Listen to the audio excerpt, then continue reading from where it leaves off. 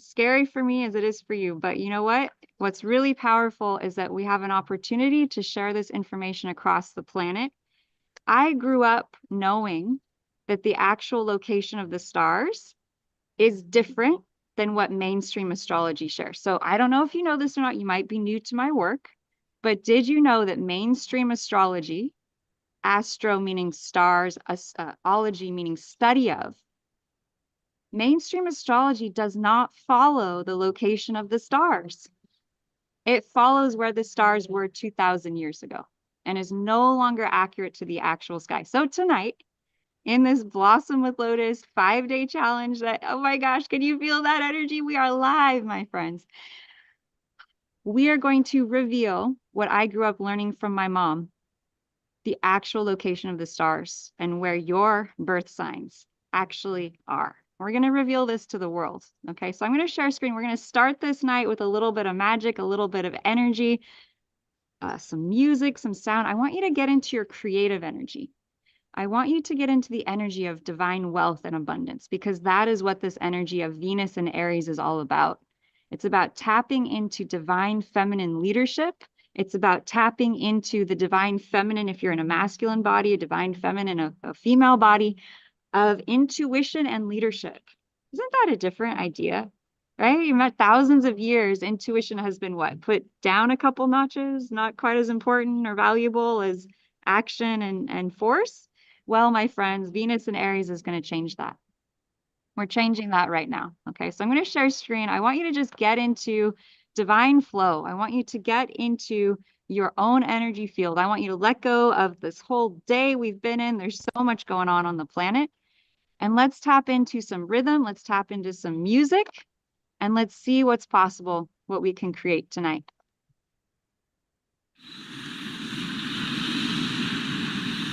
What would you put into your magic Alaskan lamp to create anything? What would you create? What would you bring forth?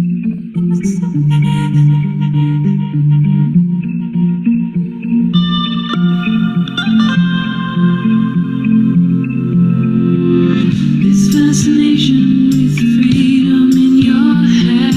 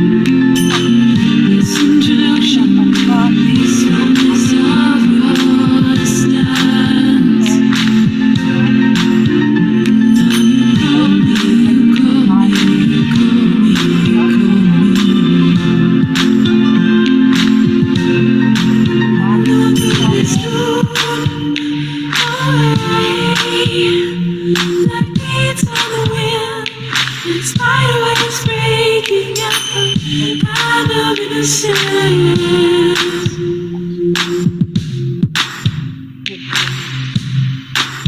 No one could be thrown away, like beads on the wind, and spider webs breaking out of innocence.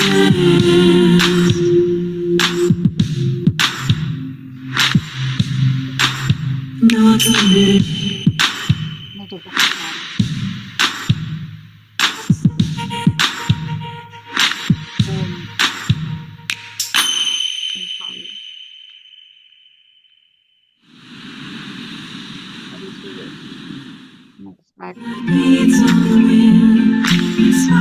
What is it you wish to bring forth? What is your wish? We could unlock the oracle of your own soul. You could use this chart to be a gateway to know more about you, so you know where to go and you know how to get there. Welcome, my beautiful friend. I'm so glad you're here. I'm Lotus Dawn. This is Blossom with Lotus. I know we have friends joining us from all over the world.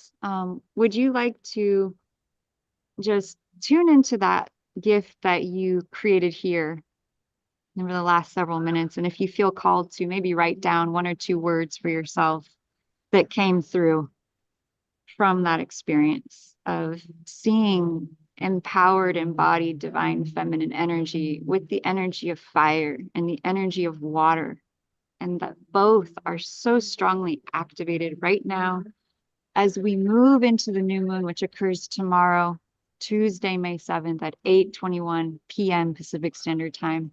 And so we're in the gateway of divine, greatest fertility for creation.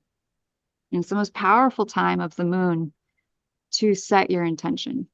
And so this 5-day challenge is both to bring answers to questions and to illuminate wealth and health and love and how the chart can show you this. And it's also an opportunity for us to collectively come together and hold space for that vision you have, whatever it is. So at the end of this 5 days, you're going to go, you know what?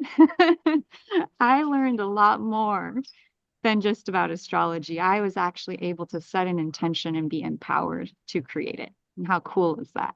Right? How powerful is that? So welcome everyone to this 5-day astrological oracle session where we're going to reveal both the mechanics of the chart. So you will know after this class how to begin reading your own chart and also answer all your questions. This is amazing. This is an amazing opportunity. I'm so glad you're here. So I don't know if you've ever seen The Golden Compass before. It's a really amazing movie about a little girl who comes across a compass. It's called the Golden Compass.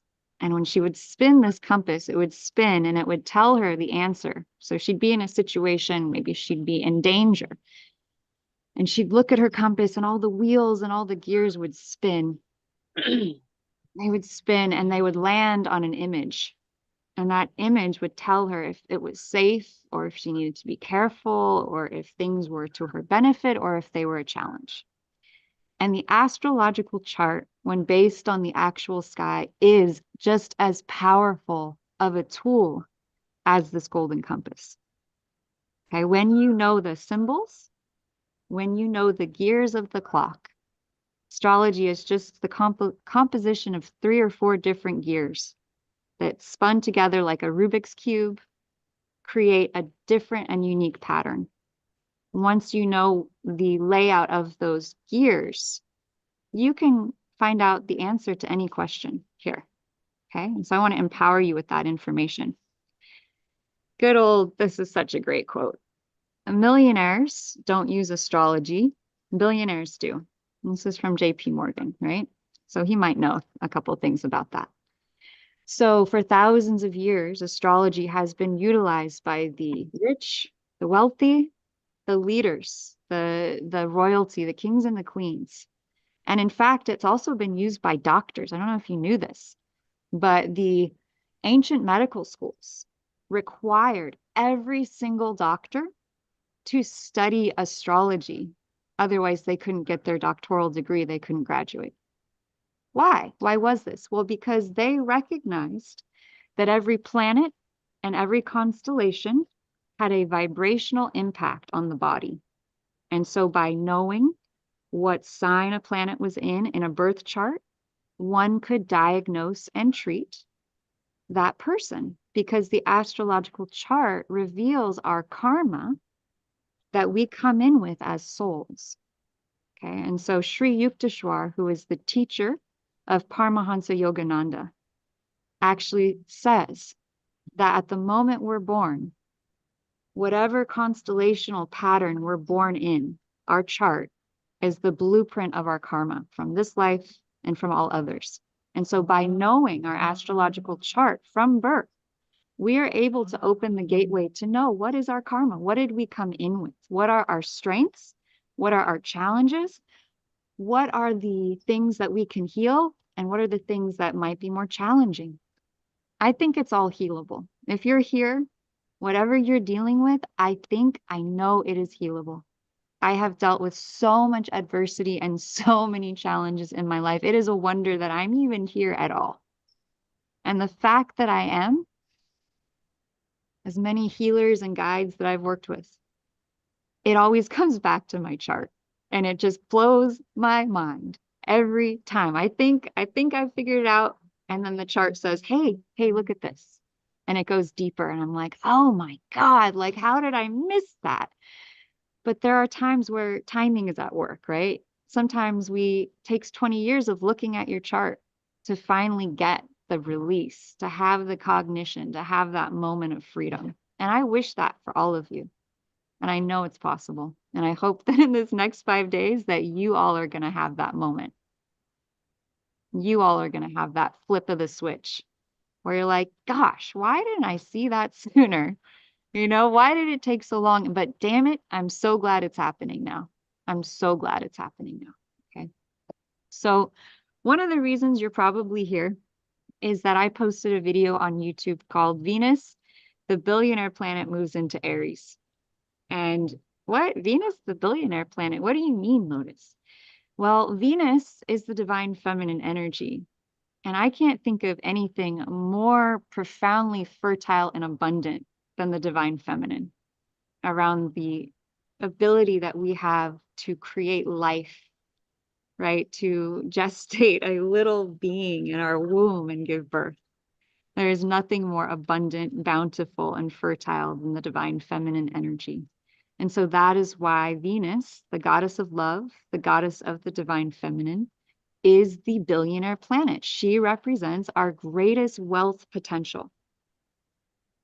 And right now, she is conjunct the sun. She is being illuminated by the solar forces in the constellation of Aries. What does that mean? Well, Aries is fire, and that's why I shared that video of the feminine dancing, right? The divine goddess with fire. And so as divine feminine energies, those that hold that energy, we are being asked to step into our leadership. And that as we step into that leadership, we are being blessed with abundance. We are being blessed with wealth. And so courage and fortune favors the brave right now. So fortune favors the brave. If there is an idea, if there is a spark, okay, fire, if there is a spark of an idea, that is Aries. In your heart, in your mind, there's like, oh, there's something I should do right now. You might be feeling that Venus in Aries energy, the billionaire planet, in the energy of the divine feminine, wanting to take action. Okay. And that is what inspired me to get out here and lead this 5-day challenge to look at everyone's charts right now, to show you, where do you have Venus in Aries? Where do you have the billionaire planet in your chart, right? Is it in the house of career? Is it in the house of wealth? Is it in the house of relationships or love? Let's check it out, right? That's what we're going to do over the next several days. Aries is powerful energy, okay? The ruling planet is Mars. It's all about action. It's related to the Muladhara chakra. It is actually, let me just move this down.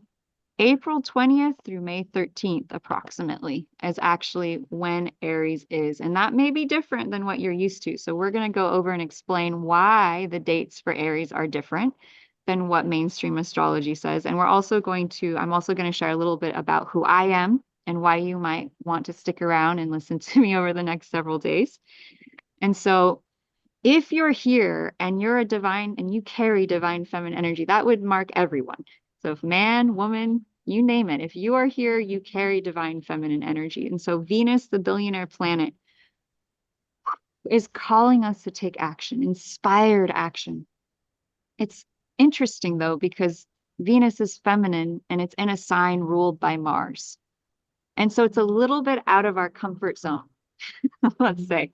It's a little bit like the feminine and masculine are sitting down at a table having a very big conversation about how to utilize their energies because it's a bit of a polarity. It's a bit of a yoga because Venus is much more comfortable in Taurus, which is earth, which is grounding, which is this sort of earthy vibration. Okay. And so in Aries, Venus is like, well, this is hot. This is fiery, like, whoa. So there might be also a sense of like, I don't know if I want to get that close to the fire. I don't know if I want to take that kind of action. This is different. And so there could be a bit of a conversation happening between the divine feminine essence in us and the divine masculine essence. There could be a bit of a yin yang, right? Where we're like, oh, yes, well, I don't know. And it's really interesting because Mars, the planet that rules Aries, is in Pisces right now, which is water and is very divine feminine. It's very intuitive. It's very like flow. Okay. So we kind of have this reversal of the divine feminine energy being in fire and the divine masculine energy being in water.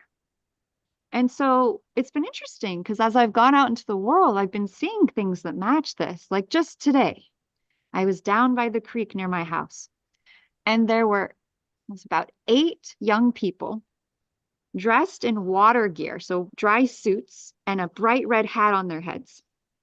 And they're wading up the water. And I'm like, this is too much. And I said, what are you guys doing? Oh, we're here, we're learning about creek safety and, how to rescue people if they get, stuck in the water, and they're wearing their dry suits, going through the water up the creek, trying to battle those elements. So we have water, but we also have action energy and red hat. So we have both water and Aries energy, fire and water together in their activity. And so what I've noticed is these astrological charts show us, reflect by what we see around us, what is happening in the stars. It's very interesting. I also see a lot of men picking up instruments and starting to play music and starting to kind of get into their intuitive self. And I see a lot of women stepping up into leadership and going out into the world. And so we're in a little bit of a role reversal energetically right now, where women are being benefited and honored with money, with abundance, with blessings as they step up into their leadership, as they choose to have courage. They are being rewarded. Wow. Well, that's different. And for men, or for the masculine energy, it is being rewarded as it sits down with an instrument, as it creates art, as it dances, as it sings, as it gets into the divine feminine flow. Okay. Of course, we have both sides in our body. We both have feminine and masculine. And so it'll be very interesting as we go forwards to see how this is playing out for all of you in each of your lives. So just in case you had forgotten today, it's your light that lights the world. Okay. And so each of us hold a divine spark. And each of our sparks then create the light that we see out there in the world. And so I want to invite all of your beautiful sparks to shine bright, to know that you're such a huge component of this planet, that your beingness, that your energy, that your participation, that your presence is such a integral component of life on Earth. Wherever you are, whatever you are doing right now is important. It is valuable. It has meaning. And so I'm so honored that you're all here with me tonight because we are collectively co-creating something so powerful. I don't know if it's ever been done before, which is in line with Venus and Aries energy. Okay. Divine feminine action, leadership, and courage, as well as tapping into our intuition and our soul level guidance. Right. So according to, so what is a chart? Why is it important? Why might we want to learn about an astrological chart? And I love this quote. I keep coming back to it again and again. If I ever get off track or confused or lost, I go, oh my God, a child is born on that day and at that hour when the celestial rays are in mathematical harmony with his or her own individual karma. So that's what we're going to be unlocking over the next 5 days, is this magical configuration of your soul information. That's why I don't really consider myself an astrologer. I actually consider more of myself to be a soul midwife, that I literally walk hand in hand with you to open the doorway to the map, to the oracle of your soul print, of your soul knowledge, so that you can know yourself better, so that you can be more in tune with your path, with your purpose, with all those idiosyncrasies that make up who you are. And again, it just is so spot on and accurate that I just have to keep doing this for fun, just to keep testing it, because it keeps showing up amazingly and so accurately. And I hope and I pray that we're all going to leave this group looking happy and lit up and excited and fulfilled, as most of the end of my sessions end this way. Just joy, just pure joy, because we're connecting into the soul print. And there's nothing more beautiful than our soul. Truly, it is exquisite. Each of you, your divine soul is just absolutely exquisite. Okay. So I'm going to share a quick video, and Minda, this may remind you of an event where we met many years ago. And in it, you're going to just see me in action, leading some energy work in a public setting. So you can just kind of see me in the real world. Since we're in these boxes, it's a good way for you to get to know me a little bit better. And also hear some real world testimonials of people who have worked with me, just to confirm that you are on the right track, you're in the right place, and that you may want to keep going to learn the amazing truths that are going to come through tonight. So sit back, relax. This will be about 3 minutes, and we'll go from there. I draw people together in circles, like this. Stretching arms out by your friend, feeling that connection. I saw her do the single most incredible thing I've ever seen done. Open up your palms. She did the most amazing blessing Put your hand on the back of your friend. that was so appropriate for the world and so empowering and so appreciated.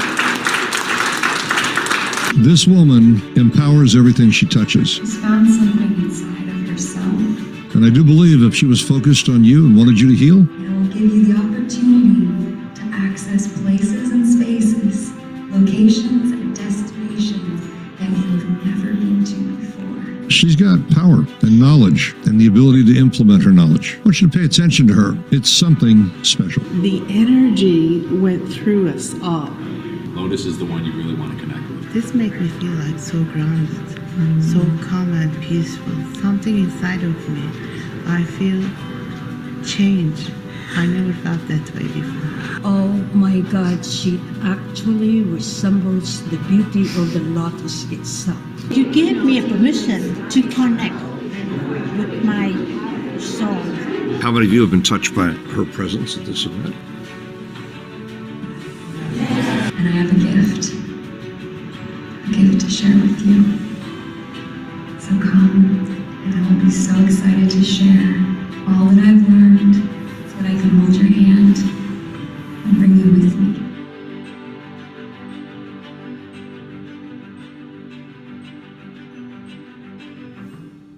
So this gift, right, that I'm saying that I'm going to share with you is the gift of you. And it is one of the coolest job titles ever. because I get to share the gift of who you are at a soul level every day, every time I work with a client. And it's the most exquisite gift in the planet to get to hold up the mirror of your birth chart. I mean, I'm so honored. I really get this. I really get that the moment you were born, that magical moment, the time you were born, is this sacred cradle of your map. And it gives the information that can unlock so many things that can keep us bound.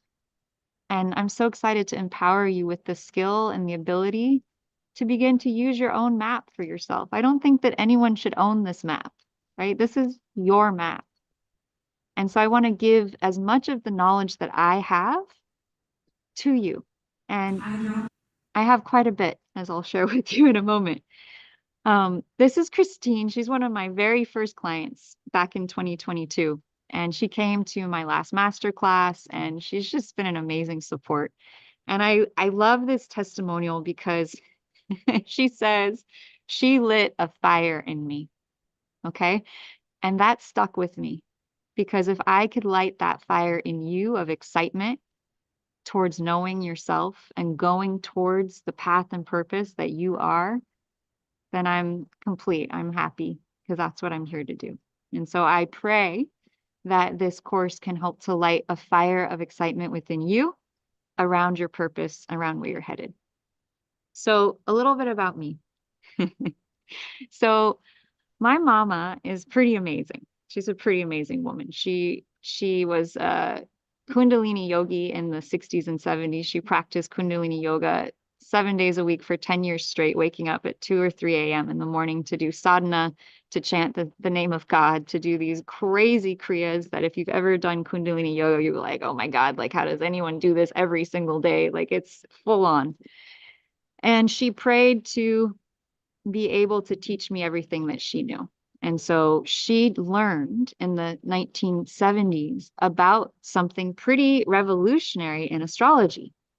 She learned that mainstream astrology was based on where the stars were 2000 years ago, and that everyone was following an outdated system that didn't line up with the actual sky.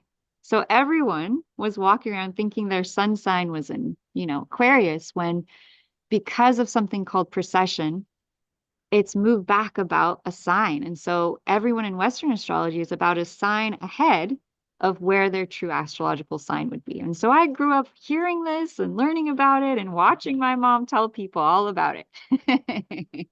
Back then, y'all, people were not ready for this. So I watched my beautiful mama get shut down and shut down and shut down about this truth, right? She's so passionate about telling the truth to people. And it kind of built this really strong desire and passion to bring you all the truth. So like, you know what? She's right. Don't we want to follow an astrology system that's based on the actual sky? Don't we want to know what actual constellational sign our planets are in when we're born? Like, doesn't that feel more congruent and more aligned and have more integrity, really, if we're doing astrology, which is the study of the stars? And so I really have to thank my mom for being here today to share this with you all. Now, I haven't always been so bright and light and lit up. In fact, I was pretty depressed as a teenager. I grew up with a father who had an alcohol issue, and my mom had to kick him out when I was about 3 years old. And so I remember them fighting in the house, just constant trauma, constant drama. And so I turned to punk rock. I turned to punk rock and going to punk shows and drinking alcohol myself and just kind of putting my middle finger up to the man and just being totally rebellious against anything spiritual that my mom had to teach me for a very long time. And I tried to fit into society. I tried to follow what everyone else was doing. Right? This is me at age, I don't know, like 5 or 6. And many years later, around age 13, I was just depressed. I was so lost. I'd put on that dark eyeliner to just try and fit in and just try and hide my pain in hardness, right? In protection. I had huge armor built around me. And so I ended up going to college. I got a degree in psychology. And I still remember the first day, or the day I got my degree. I was totally hungover. I was completely hungover. My whole family came to watch me graduate, and I'm just, you can kind of see it in my eyes. I'm just like, whoa, like holding on by a thread, trying to do what everyone told me was the thing to do, right? Get a degree, go to college. But inside, I was so lost. I was so lost. And so here I am. I think I was on the phone, just depressed, miserable. I ended up getting a nanny job after I graduated college. I didn't know what I was doing. I had all this unresolved pain. Okay. And so I remember sitting at that bus stop. It was a hot day in California, in San Jose, and my beautiful curly hair had gone like straight. Like there was no life in it. And I was so depressed. I felt like I was at rock bottom. I felt like, I don't know where I'm going. I don't know where I am. I'm so lost. I'm so confused. And I'm sitting there wanting my life to be different, just deeply wanting my life to be different. And all of a sudden, God heard me. And I had this light bulb moment. And I said, Lotus, Mom taught you astrology. Because at the time I was living kind of far away from her, just rejecting her, rejecting everything she had to teach me because I didn't, I was traumatized from my childhood. So I had this light bulb moment. Lotus, astrology. Go home and look up your life purpose.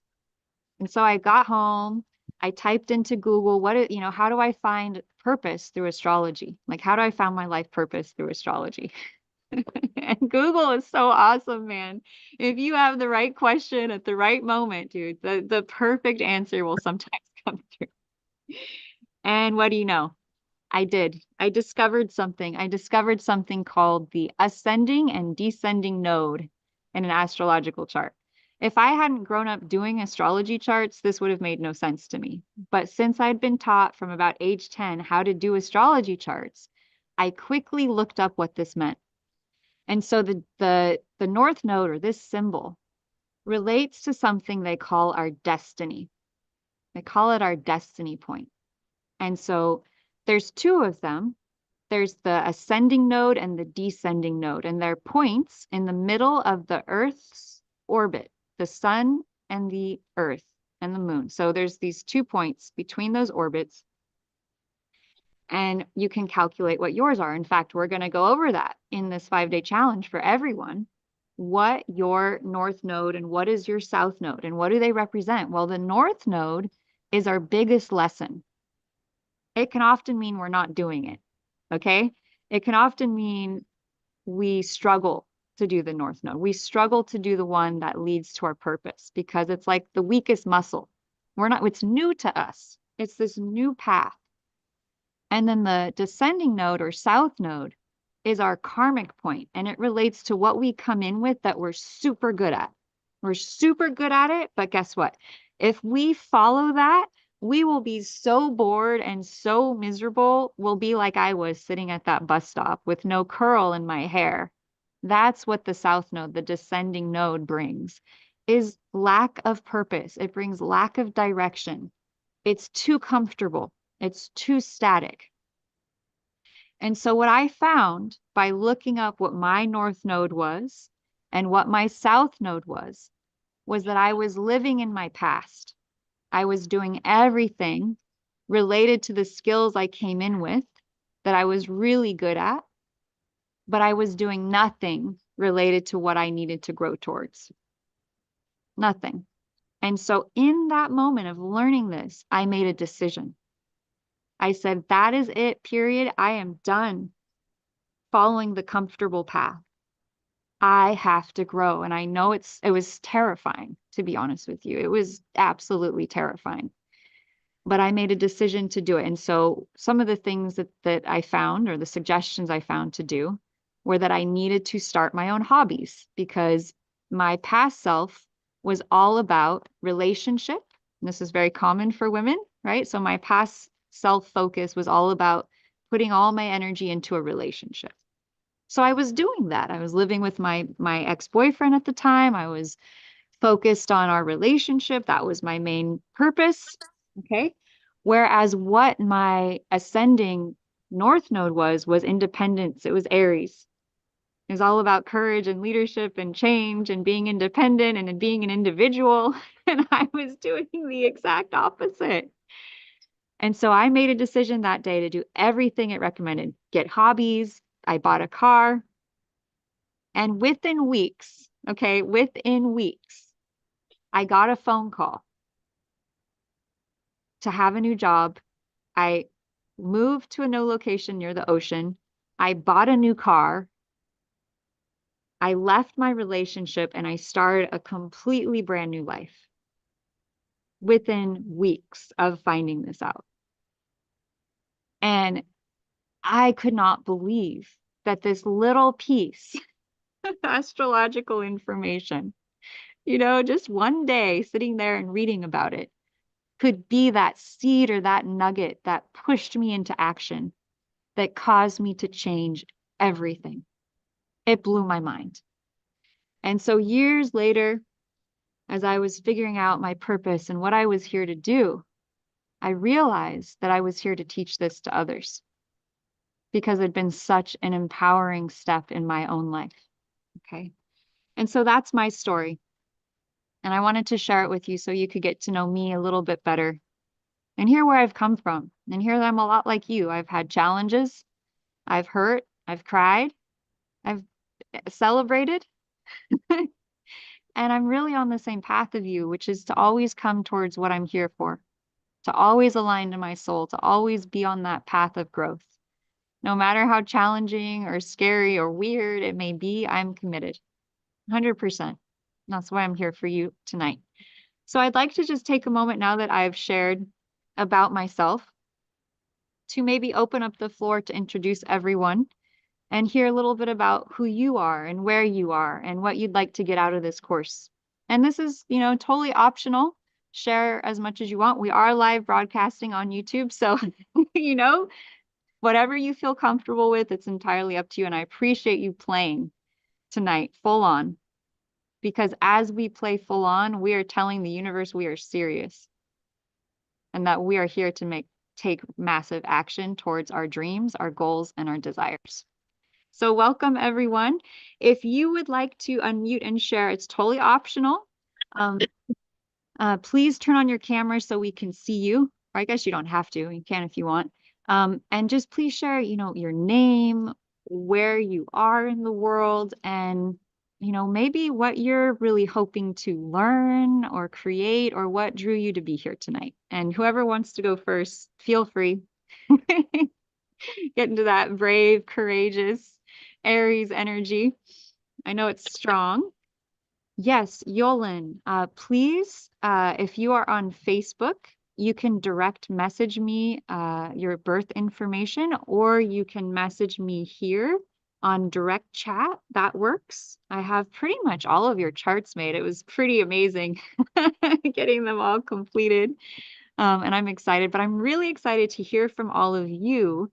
Where are you in the world? I know many of you are new and you found me across the world on YouTube. And so I just love to meet you all and hear more about you. Yeah.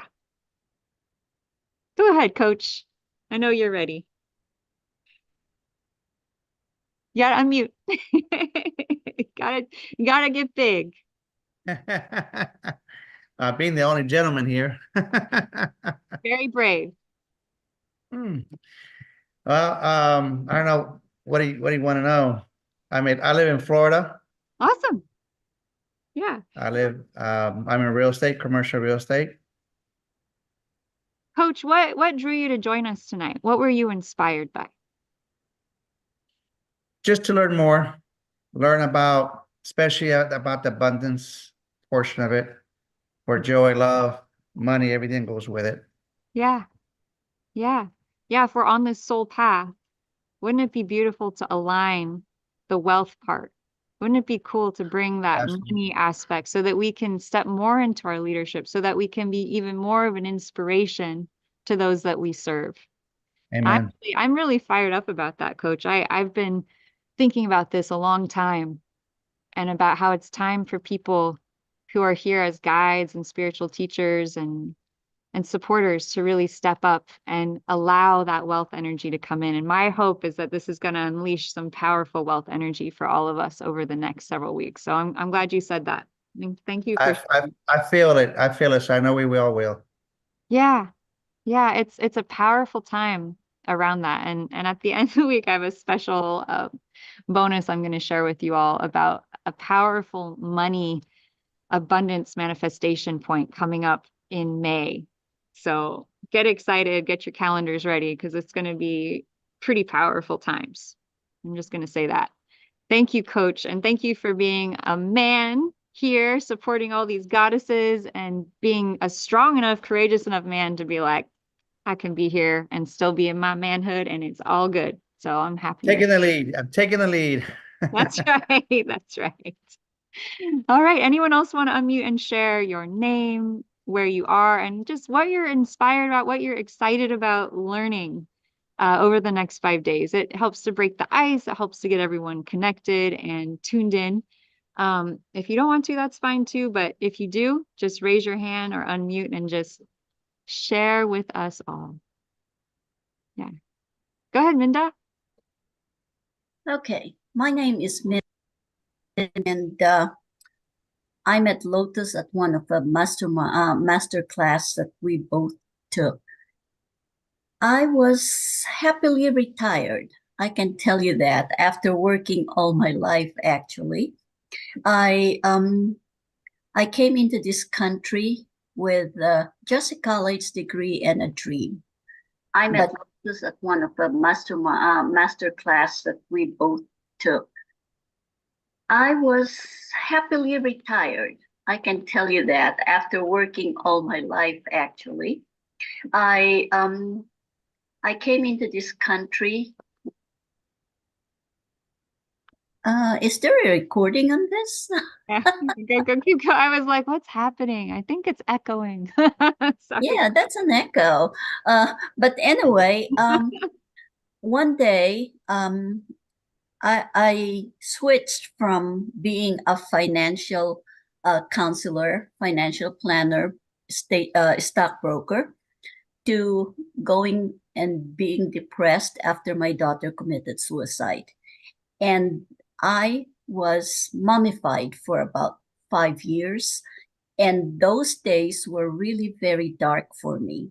I just blamed myself. You know how you're trying to go get over grief and you go into all sorts of just hiding from everybody. I was living in depression. And then, you know, when you live under depression, you get all these aches and pains and health issues. Then I started looking for something to do, but the thought of committing suicide was always in my mind. So I went to a psychiatrist and started therapy. Well, he guided me, and I switched from being a financial person to a medical person. I took up nursing, got into that, and in my quest to look for answers to my health issues, the medical field did not have anything to offer. So I started looking into the natural field, got into all sorts of everything I could think of and tried. Then I found out a way that all my health issues were just emotional, that also triggered a lot of my allergies. So I keep studying, and I became, I came upon something about getting rid of allergies the natural way. And I got very deep into that. And because it really solved about 90% of my health issues. And I got into that. I opened up a wellness clinic and directed that. I operated that for over 20 years, and I saw a lot of success healing everybody else. Then I retired. But all my clients kept calling me and telling me I should be writing a book or going into coaching, showing everybody how to do that. And one day I woke up, I said, I'll do that. And that's how I got to meet you, Lotus. Was I signed up for several courses, and one of them just to learn how to get myself to teach other people to get rid of their allergies. And I'm working on that right now. So that's where I am, and that's where I want to go. I keep learning from everybody else. So I'm really glad you're here. One of the most beautiful things about the chart is how it can be used to diagnose and treat issues in the body. Because all of the signs relate to specific parts of the body. Okay. So yes, when we look at a chart and there's an issue, we can go, okay, where is the issue in the body and where is that sign related to that issue? Okay. And it's been miraculously healing for so many people that I've worked with. So I'm really excited for healing practitioners to have this as a tool, okay, to speed up the process. It doesn't take so many years to identify and diagnose these chronic, deep-seated health challenges that so many of us have had to live through. And I'm so glad you're still with us, Minda. You're a beautiful yeah, and soul. the way I treat people is along the energy pathways too. So Mhm. it's a combination of modern medicine and ancient medicine. That's right. And I use energy a lot. So that's why I'm always interested in whatever energy course Yeah. there is. Yeah. Yeah. I do a lot of energy work too, and maybe we will do some clearing. How is everyone feeling out there? I think this would be a good time for it. So I actually have my own healing modality that I created after many years of my health challenges that I've been through. And so if you'd like to join me to clear some energy right now, who would like to clear a little energy as we move forward here? Yes. Okay. So I don't know if you've ever heard of Korean acupressure before. I recently saw a chart and it showed me that the back of the hand, this actually relates to the head. This relates down to the neck. This is the whole spinal column. And so the hands are actually the map of our bodies in miniature. And so I didn't realize this when I created my healing method, that I was literally activating every meridian in the body by rubbing the hands together. This was sort of news to me. It just kind of happened organically. But I want to give you this energy clearing tool so that you have this over the next 5 days, so that if anything comes up as we're diving deep, you can clear this for yourself. So what we're going to do is I want you to just kind of get in tune with how you're feeling right now, and maybe just shoot a number into the chat between 0 and 10, 10 being you feel absolutely amazing and 0, you don't feel good at all. Okay. And then what we're going to do is we're going to clear it and we're going to see where you're at after that, just so you know that something has shifted. And all of you watching at home, Geosam is out of 10. Well, you can join us anyways. You can try too and leave a number in the chat to share where you're at. It's pretty amazing. It's pretty amazing. Okay, we've got some high numbers here. That's awesome. That's awesome. Okay, so go ahead and tune into anything that is not a 10. Just tune into your body, tune into your energy field, tune into your emotional field. Where is it not a 10?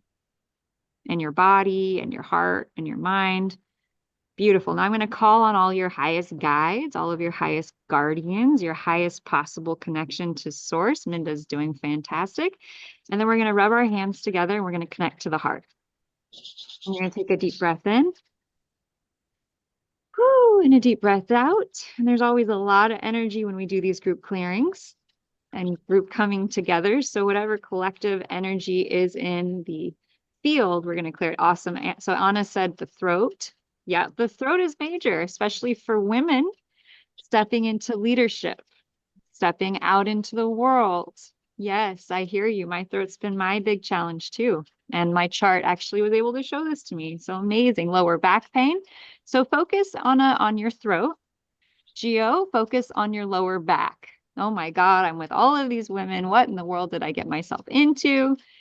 Yeah, I hear you, brother. You're doing great. You're doing great. It's good for us to all work together. Okay, so just tune into your body. Take a deep breath in. Take a deep breath out. Tune into what you're feeling. Tune into what you're noticing. Tune into the energy field. It only works to the extent that you feel what's happening in your body, that you feel what's happening within you. Feel what's coming up. Take a deep breath in. Your legs. Okay, so tune into your legs, Minda. Yep. Oh my goodness. Oh, tired out sitting in the car. Feel that. Feel that energy. Feel that energy. You might yawn. Please let those yawns come out. Don't worry. Yawns are good. They mean you're releasing. That's it. That's it. That's it. That tells me it's working. Take a deep breath in. Take a deep breath out. Okay, by the power of God, by the power of Source, by the power of Creator of all that is, take a deep breath in. Tune into it. It is commanded that anything blocked here, anything suppressed, anything old, anything you don't need, by the power of God, it is commanded that it release and clear, that it release and clear on the core, on the genetic, on the soul level. Deep breath in. We command it to be pulled and resolved on the historical level. You can shake out your arms. God, Source, Universe, it is commanded. Anything and everything not yours, anything not belonging to you, to be lifted and cleared out of your source field and sent into the light, to be transmuted and to be transformed, releasing and clearing out of your auric field, out of your chakras. Creator of all that is, super conscious, it's commanded a complete unconditional love healing for your chakras, the front of your chakras, you might yawn here, the back of your chakras, you might yawn here. Deep breath in and out. Stretch and expand. And Creator of all that is commanded a complete unconditional love, blessing, showering everyone with that pure, unconditional love, pure, unconditional love and light. And God, Source, Universe, please give each of these beautiful beings the divine spiritual gifts that they are calling in right now to serve them as they step forward on their path, as they step forward on their journey, whatever that may be, just letting all that old stuff come up and out. Coming up and out. That's it. Up and out. Oh, yeah. And just feeling more space, more peace. And we're just going to ask for diamond light protection all around all of you. That's right. Placing it around our field, around our group. Only positive energy may enter this space, this field. I'm just sending pure unconditional love and light to everyone watching. We love and appreciate you. You're welcome to join this group. The link will be below at any time. We send you pure unconditional love and light. And just tune into what it is you want to create now and draw in beautiful love and compassion and grounding and centering and peace and calm and healing. And I'm seeing rejuvenation for Minda's legs. I'm seeing peace and ease in Giosama's back. I'm seeing flow for Anna and peace around her throat space.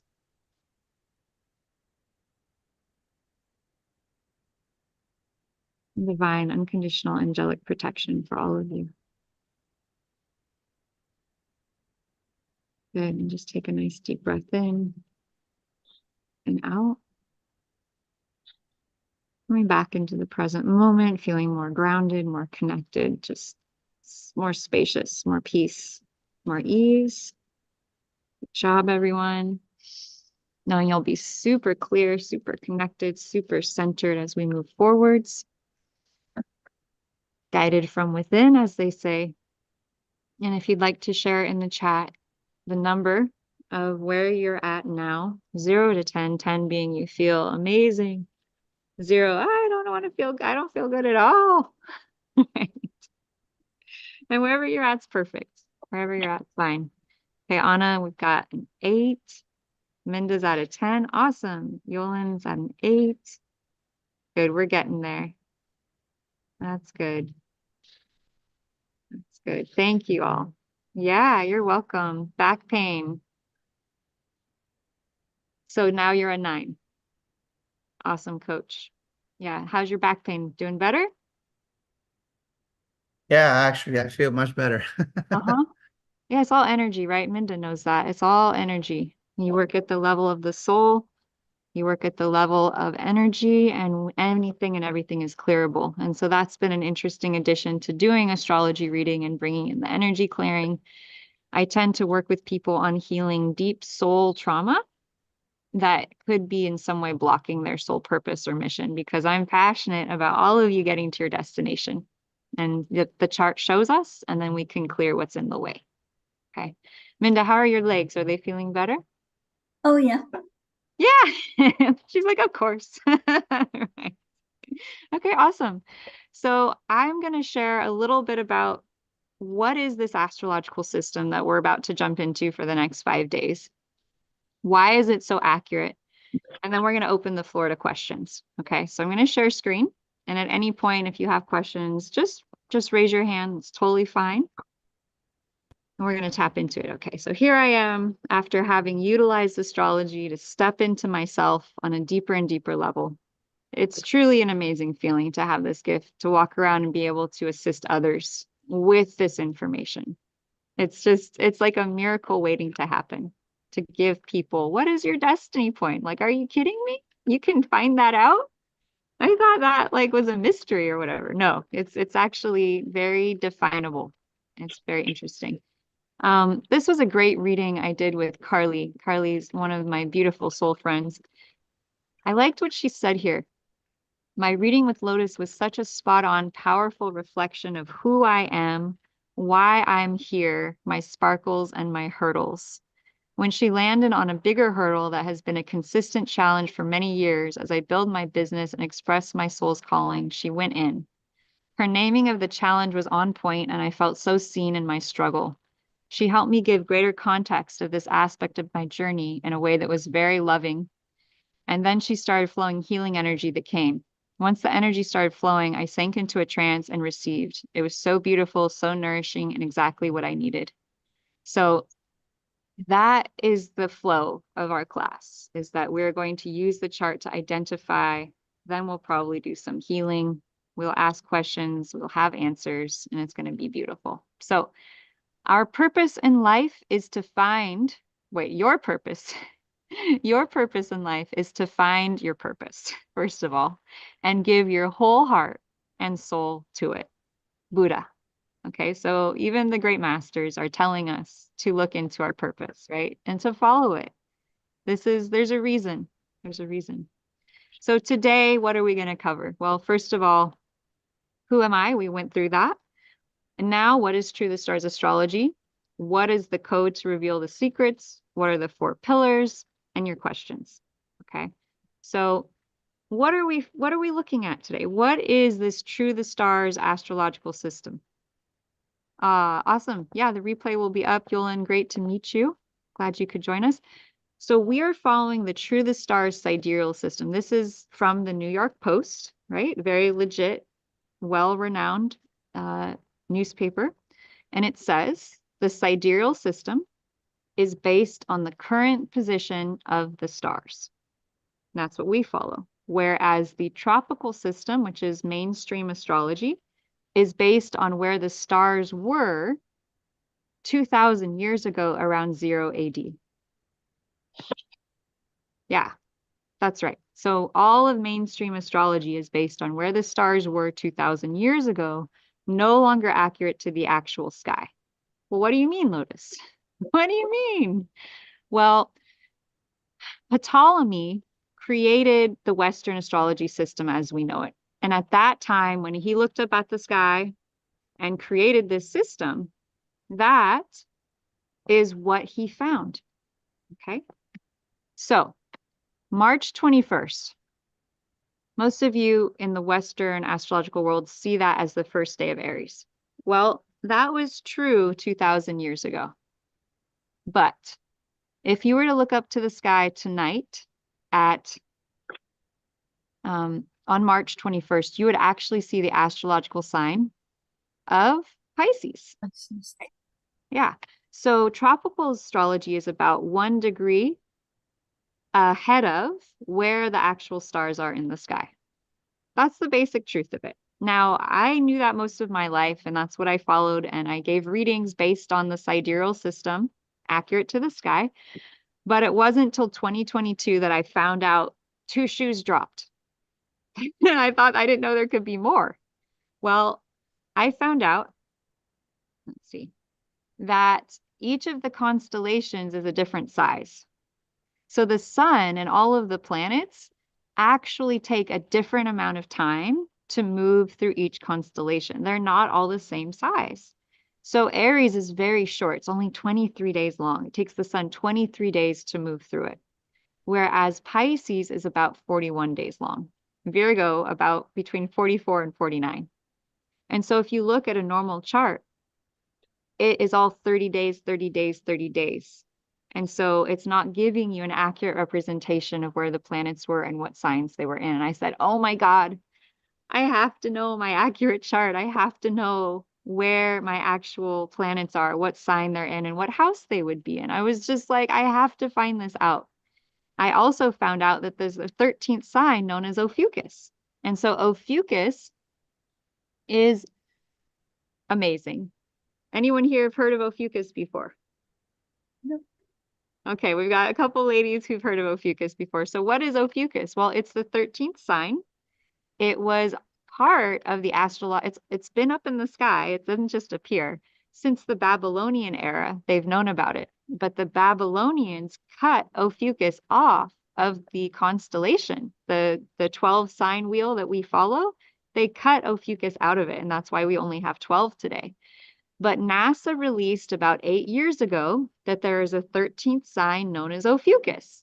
I have a dear friend, and she always makes this joke, and so you'll probably never forget the name. And she says, oh, fuck this. And so I'm just going to say it. I know it's a little unclassy, but it sticks. And that's one way that I remembered it. And it's funny because, oh, fuck this, that they took a sign off of the zodiac wheel, right? Why would they do that? And as I started studying Ophiuchus, it became more and more apparent why they might have. And so Ophiuchus, and this is amazing for healers, is known as the snake tamer. And if you go back in Greek mythology, Ophiuchus was actually a great healer. And there may be some things that are familiar about the story I'm about to share with you. So Ophiuchus was a great healer. He was such a great healer that they still have temples built devoted to him to this day. Another name he went by was Asclepius. And Asclepius is a very famous name that is actually something that every doctor will read off when they take the Hippocratic Oath. They will pray to Asclepius in the Hippocratic Oath, right? As they make their vow to uphold the values of these ancient deities. Asclepius was one of them. So Asclepius was a doctor. He was an ancient doctor in Greece. He walked the land healing and curing people. He was a medicinal. He knew all the medicines. He knew how to treat people. And as the story of Asclepius, he has 2 names, Ophiuchus goes, one day he was out walking with a staff. He always carried a staff. And a snake came up to him. And apparently he just accidentally kind of hit the snake too hard to get out of his way. And the snake died. He was kind of upset that he'd killed the snake. He didn't mean to. And all of a sudden, another snake came slithering back up and gave the first snake some herbs. Yeah, some herbs. This brought the snake back to life. And Ophiuchus is sitting there going, what did you just do? How did you bring the snake back to life? And the snake told him, because of course it's a magical story, and the snake taught him how to bring the man back to life. So now he had this new power to bring people back from the dead. Is it starting to sound a little bit familiar here? Yeah. And so he went across the land bringing people back from the dead. He wanted to help people. This, however, got Hades, the god of the underworld, very angry. And Hades basically commanded that he be killed with a lightning bolt. He said, Zeus, the king of the gods, we're going to have to shoot him down because he's violating the natural law, which is that everyone dies. Well, I don't know if I agree with that. I kind of like this whole immortal life idea that he was promoting. But he got shot down by a lightning bolt from Zeus. Mm. And that is how we have Ophiuchus up in the sky today, known as the snake tamer, because he was able to tame the snake. And so, does this look familiar? Does this kind of look like the Caduceus, which is what they use in medicine to this day? Okay, and so in the Hippocratic Oath, they mention the name Asclepius, who was the father of medicine in Greek mythology, who is also related to the constellation of Ophiuchus. That is what the story is based on. Okay, and so Ophiuchus relates to the power of the Kundalini, right? Was it really herbology that brought this person back from the dead, or was it perhaps the knowledge of the sacred channels, the Ida and the Pingala, the masculine and feminine that rise up the spine? Okay.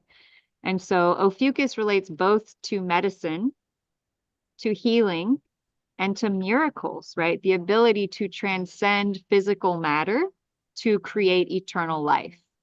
So wherever you have Ophiuchus in your birth chart is going to show where you have certain medicinal energy healing abilities. It's going to show your natural master healer. Some people say Ophiuchus also relates to Jesus, because when you add a 13th number to the zodiac, you suddenly get what? You get 11 apostles, you get one Jesus and one Mary Magdalene. Yeah.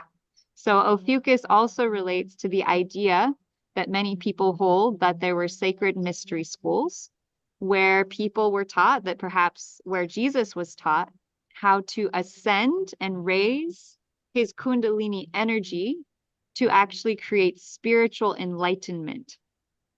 Okay, so Ophiuchus relates to the mastery of our energy body and all of the ancient secret mystery training that we have had in this lifetime or in other lifetimes that have led us to where we are now. And so when I work with people who have a lot of strong Ophiuchus placement, I'm highly intuitive and highly psychic, and I see people's past lives. They just kind of jump into my screen.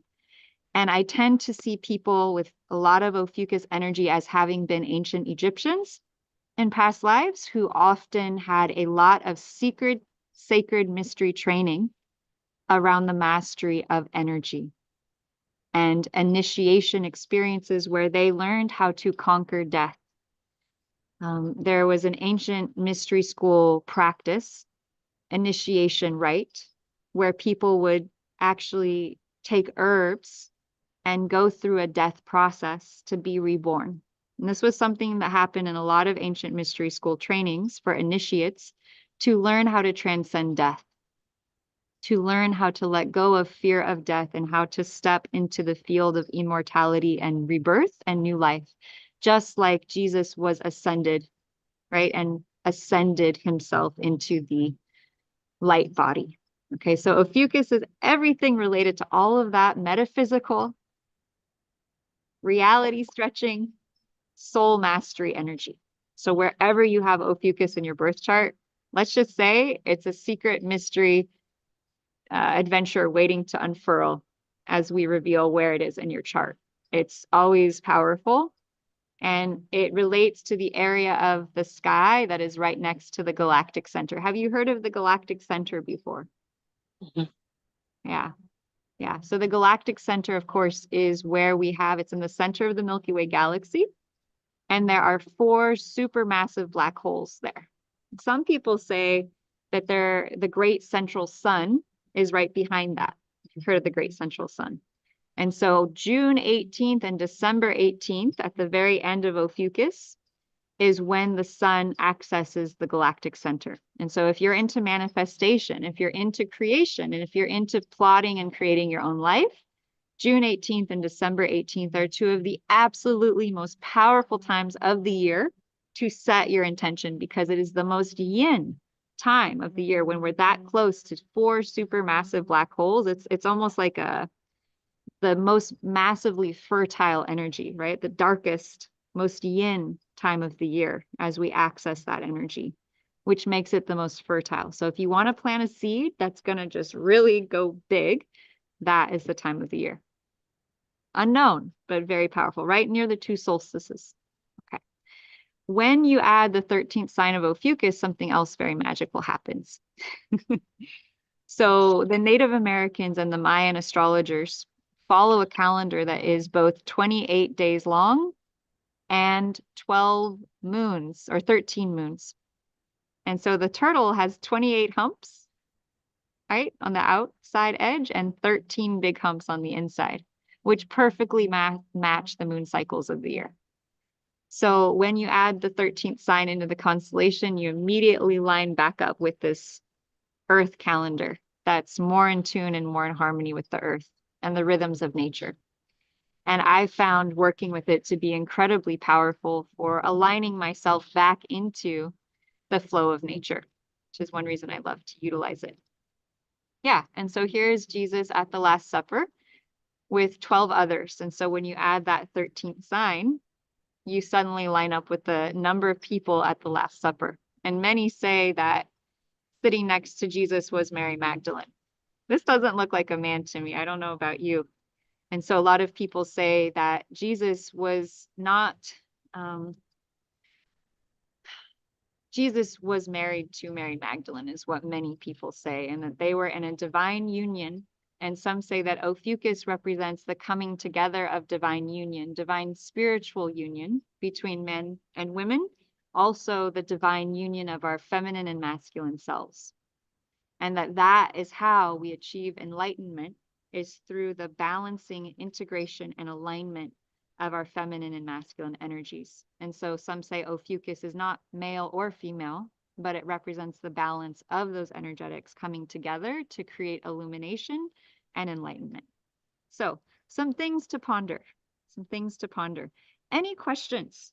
Any questions at this point? I know some of you, this is new. Some of you, you've been following this for a while. Any questions out there in the student field? Feel free to raise your hand or unmute, or any comments, any shares. Love to hear from you all. It's fascinating. Yeah, Minda, it's been it's been quite a journey, because when I met Minda, this was still inside of me yet to be born. This was like a seed. It's like a seed, and the event that Minda and I went to germinated that seed. And after about a month of us coming together and meeting, that seed sprouted. And I started my business about 3 months after we met, diving into this information. Pam Heath was one of my first clients, and Heidi Ricardo, and I worked with a lot of people that we both know. And it affirmed and confirmed that this information was accurate. And you guys, ladies, gentlemen, I literally have 100% accuracy rating. I think I had one client who was just resistant to everything I said. Like would not be open to it at all out of hundreds of people. And it's just been so incredibly accurate that I've had to step on here and keep sharing it with you all. So I'm glad you're here. Okay. I have one question. Yes, of course. Yeah, go ahead. Hi. It's hard for me to talk because I have my throat. I've been like 7 or 8 days with a cold, and it has, now I'm better. I have no fever or anything, but my throat takes longer to heal. Yeah. So I'm coughing a lot. Is it also in the sidereal? Does it also have the ascendant, like in the tropical wheel, where the ascendant is very important? Is it Yes. also have that here? Yes. Don't worry. It will look very familiar. The main difference is that you're going to have different size houses. And so that means the outer wheel of the astrological chart will have all different sized constellations that the planets and the sun signs are in. That's about it. Otherwise, you're going to have an ascendant sign, you're going to have sun, moon. You might have a couple new things you didn't learn about, because I like to include some fancy stuff. Well, not fancy, but things that I've found that are really helpful. But yeah, that's there. I love the ascendant. Don't worry. Yeah, we'll get into that as well. What I'd like to do is dive into what an astrological chart is actually showing us. How many of you are actually familiar with or confident with reading an astrology chart here? Anyone? Let's see, Okay. So what I want to do is I want to kind of open the door for all of you around how to read a chart, and that it's actually pretty straightforward if we know what we're looking at. Okay. So if you want to, you can grab a pen and paper or anything if you need to write anything down, because this is kind of the more of the training aspect. And then we're going to just mainly go into questions and answers for the rest of the week. But this is our introduction. So here we have an astrological chart. And one thing that's really helpful is to get connected to the chart through our bodies. Because we're feminine, we're intuitive beings, I tend to learn through my body. And I really like to sense things in my body and feel them intuitively. I really love working with women and intuitive people who also like to feel, because it's very helpful. Okay, so here we have an astrological chart. I want you all to imagine yourself standing on the grass of this field and reaching your arms up towards the sky. Okay, and let's imagine this is your moment of birth. What are we actually seeing in the chart? So the chart is the microcosm of what was happening in the sky at the moment of your birth. So here you're standing on the ground. The middle line represents the horizon. It represents everything that is below you. Okay. And this represents everything that is above. Okay. So at the moment of your birth, you're standing here on the grass, you're looking up at the sky. So all the planets and all the constellational signs that are in the chart right here represent all the planets and the signs that you could see up in the sky at the moment of your birth. Okay. The left side right here is the far eastern horizon. That's where the ascendant or rising sign is. This represents sunrise. It's the energy of sunrise. It's the beginning, right? So I often think of the house, the 12th house that comes right before that first house here. So 12th house to first house, that line as being birth itself. Because the 12th house represents everything that is sort of gestating, womb-like. It's the great return back to the ocean of oneness. Whereas the first house represents our identity. It represents what we look like. It represents our individuality. It represents I am. And so it's that moment of birth where we come from the 12th house, which is the womb. It's the mama. It's just beingness into the form and the matter of the ego, which is I am an individual. And so it will show us what you look like, your ego presentation. Okay, are you more fiery of a personality? That's what people will see when they first meet you. Are you more earthy? Are you more watery? The elements that are here will tell us what we look like. Okay, I've seen a lot of people with a fire rising sign have reddish hair. It's amazing. And it's just so matches. Or I've seen people who have water here and they have a very voluptuous, curvaceous figure. I've seen people with earth rising and they're very grounded and they're very strong. And it's remarkable how much we tend to look like our rising signs. Very powerful. Then if we keep going, what is below, right? There's a whole other half of the astrology chart. If this is everything that's above us at the moment that we were born, what's down here? Well, this represents our inner life. It is the yin half of the chart. So everything that is internal, everything that is intuitive, that is hidden, that is yin, is below that horizon line. Everything that is above the horizon line, that means whatever planets or signs you have in the above, that's yang. The top half of the chart is how you're going to give outwardly to the world. Are you going to be a politician? Are you going to be an actress? Are you going to be someone who really shines out in the world? You'll probably have a ton of planets up on the top half. Okay. Are you going to be someone who does more self-care and connects to your family and friends, and you live more of a quiet life? You're more internal. You're more focused within. You'll have a lot more planets on the lower half. Okay. So I'm giving you a very basic introduction on how you can already begin to assess your own chart and find out, okay, am I more external? That's going to be planets up in the top. So planets are these things here. So those symbols, the sun, Neptune, Venus, Pluto, Moon, Saturn, those are planets. And so the more planets you have in the top half, the more external, the more yang, the more of an impression you're going to make on the world stage.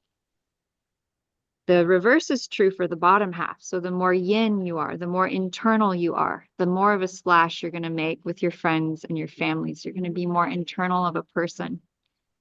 Okay. And so that's one way we can start to read the chart. Now, if we divide it the other way and we look at the vertical line down the center, all the planets to your left represent you being a strong individual, very focused on yourself. All the planets on the right mean you're very relationship focused. So you're someone who's really excited about connection. So if I meet a parent and they have a child, and that child, they're trying to figure out, how to plan their schooling, I would tell them if that child had a lot of planets on the right side, which is relationship, do not leave that child alone. Don't expect them to pursue hobbies or do things very independently. They're someone who craves physical connection and relationship connection. Now, if that parent came to me and the child had tons of planets on the left, I'd say, let them play by themselves. Let them study their own interests because they're very individually focused.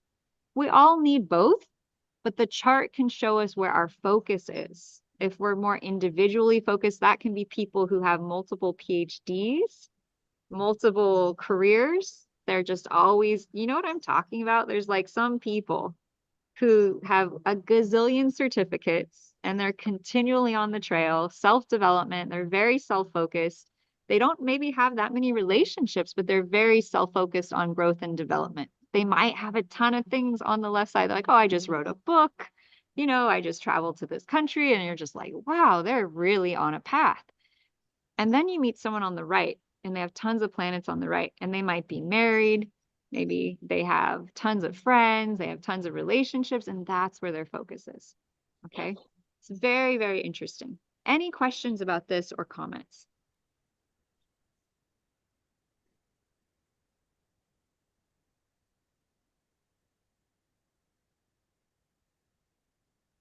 I know you're still processing. It's okay. If you have them, you can ask them. Yeah, go ahead. If there's anything you're not getting, please ask, because if we don't get something now, there's a chance that later on your brain will like kind of stop taking in information. So I just want to make sure that we all have this. Yeah, Yes. go ahead. Yeah. Oh, sorry. Yeah, go ahead. Oh, I have that with the sun, since the sun is our where we have our vital energy and where we should aspire to go forth.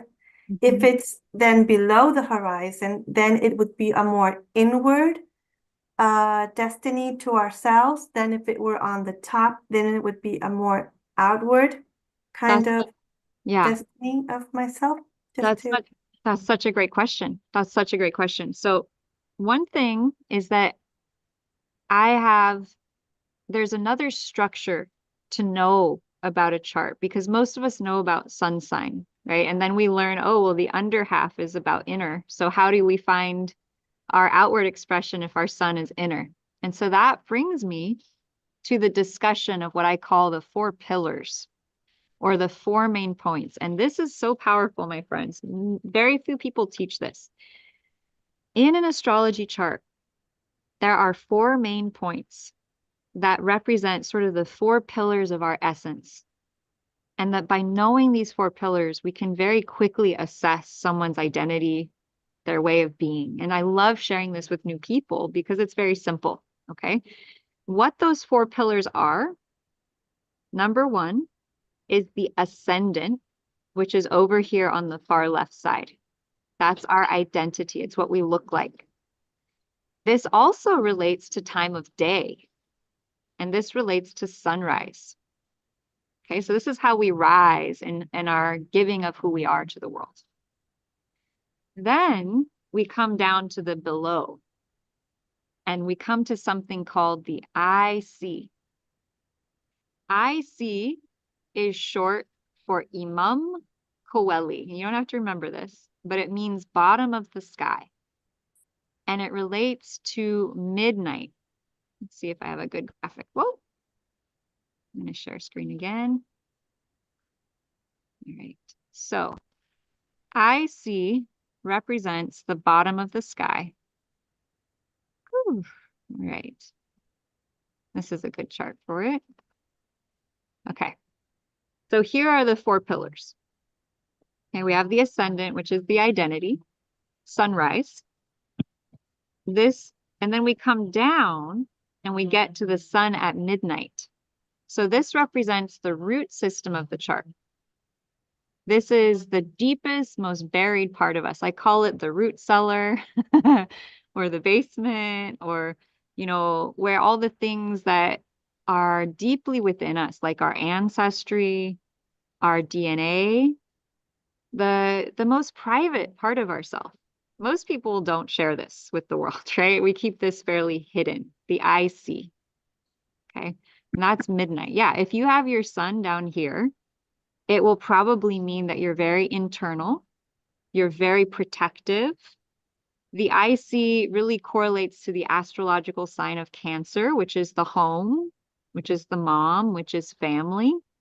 Okay. It's also protective, like the symbol for Cancer is the crab.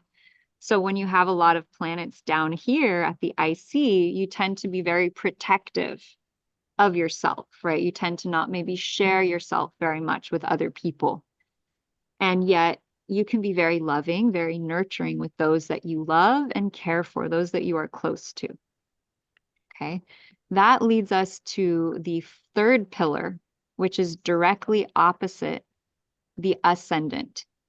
And the 3rd pillar is related to the sun at dusk. So it's sunset. It is also related to relationship. And it's directly opposite identity and individual. Isn't that interesting? So relationship directly opposite identity. Kind of makes sense. So if you have an issue with relationships, you might want to check out things happening around the ascendant and your identity. If you have issues with identity yourself, you might want to also check out the relationship house to see if there's something there. They're sort of reciprocal mirrors, if you will, of each other. It's very interesting. The chart is a bit like a divine polarity. Every house has an opposite. Every sign has an opposite. And so the chart shows us polarity and how we embody polarity individually, and then how we connect to other people, a bit like a big Rubik's Cube or Lego, kind of connecting in with other Rubik's Cubes and Legos, right? We all kind of connect in certain ways. It's very powerful to look at the chart. Okay, so that brings us to the 4th pillar, which is to answer your question on why you're getting this whole lengthy explanation. Do you see that big sun up there? Yeah, so that is called the MC. And if you think about a party, who is in charge of the party? Right, the MC, right? They're MCing everything. And so the MC is a bit like that. It's in charge of your whole chart. I call it, and I've never heard anyone else say this before, but I call it the secondary sun sign. So if your sun sign is down deep in the root cellar of the chart, you know, hidden and protected, and you're trying to figure out, how do I shine? Right? How do I get my purpose out into the world? We are going to look at the midheaven. And even if your sun is up there with the midheaven, it's such a powerful placement to look. Yeah. So the midheaven is this powerful energy of purpose. I love this point. I absolutely adore it. If you're trying to figure out, what am I here for? What is my gift? How am I going to shine the brightest? Look for the sign that is on your midheaven, because that represents your highest shining ability. It gives you ideas about activities, people, things, events that will really speak to your heart. in terms of who you are and your purpose. Yeah, pretty cool, right? I love sharing this with people because I didn't know it for many years. And once I learned these 4 points, I realized that almost anyone can begin to learn to read a chart pretty fast once you know this structure. Because otherwise it's like so much information, it's overwhelming.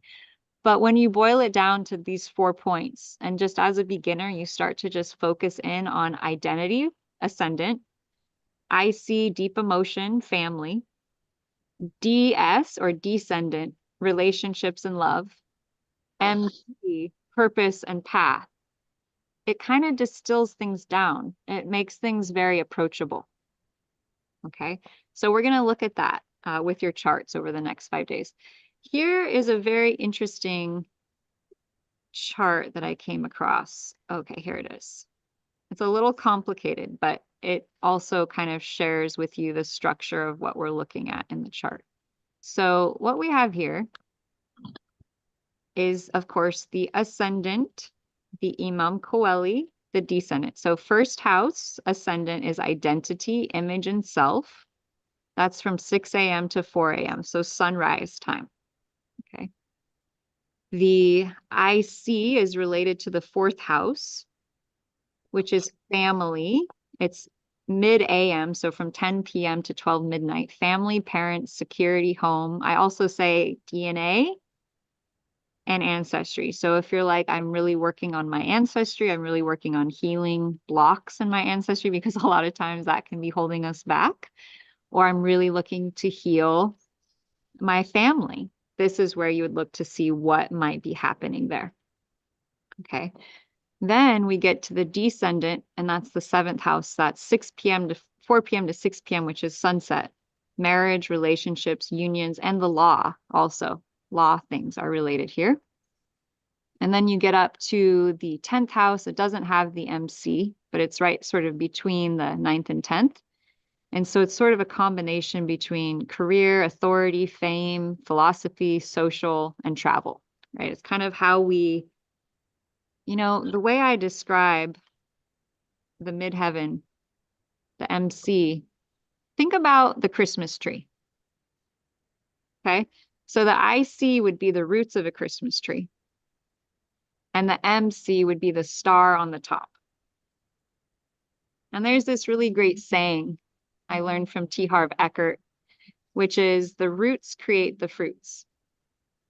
So if we're having issues with our purpose or expressing our soul path, we always have to look down into the root system to see what might be there blocking our blocking our full expression of who we are. Okay. Any questions up to this point? This is the structure of a chart. These give you the houses 1 through 12. They tell you what each of the houses represent. We just learned that below the horizon is internal, it's yin, whereas everything above is external, related to who we are and what we're all about, sort of what we give to the world. Yeah, any questions? Any questions, comments? Anyone want to process what you're learning? I'm Can I getting ask something? confused. Oh, sorry. Yeah. Oh, who wants to go first? Go ahead, Minda. Oh, no, go ahead. I just said I am confused. Yes. Okay. We'll get to you. Minda, what's your question? Or do you have one or you need more clarity? No, I'm just making a statement. I feel confused. Okay. So let's try and trace this back. Okay. Can I ask a question about the yin and yang that you said below is yin, above is yang?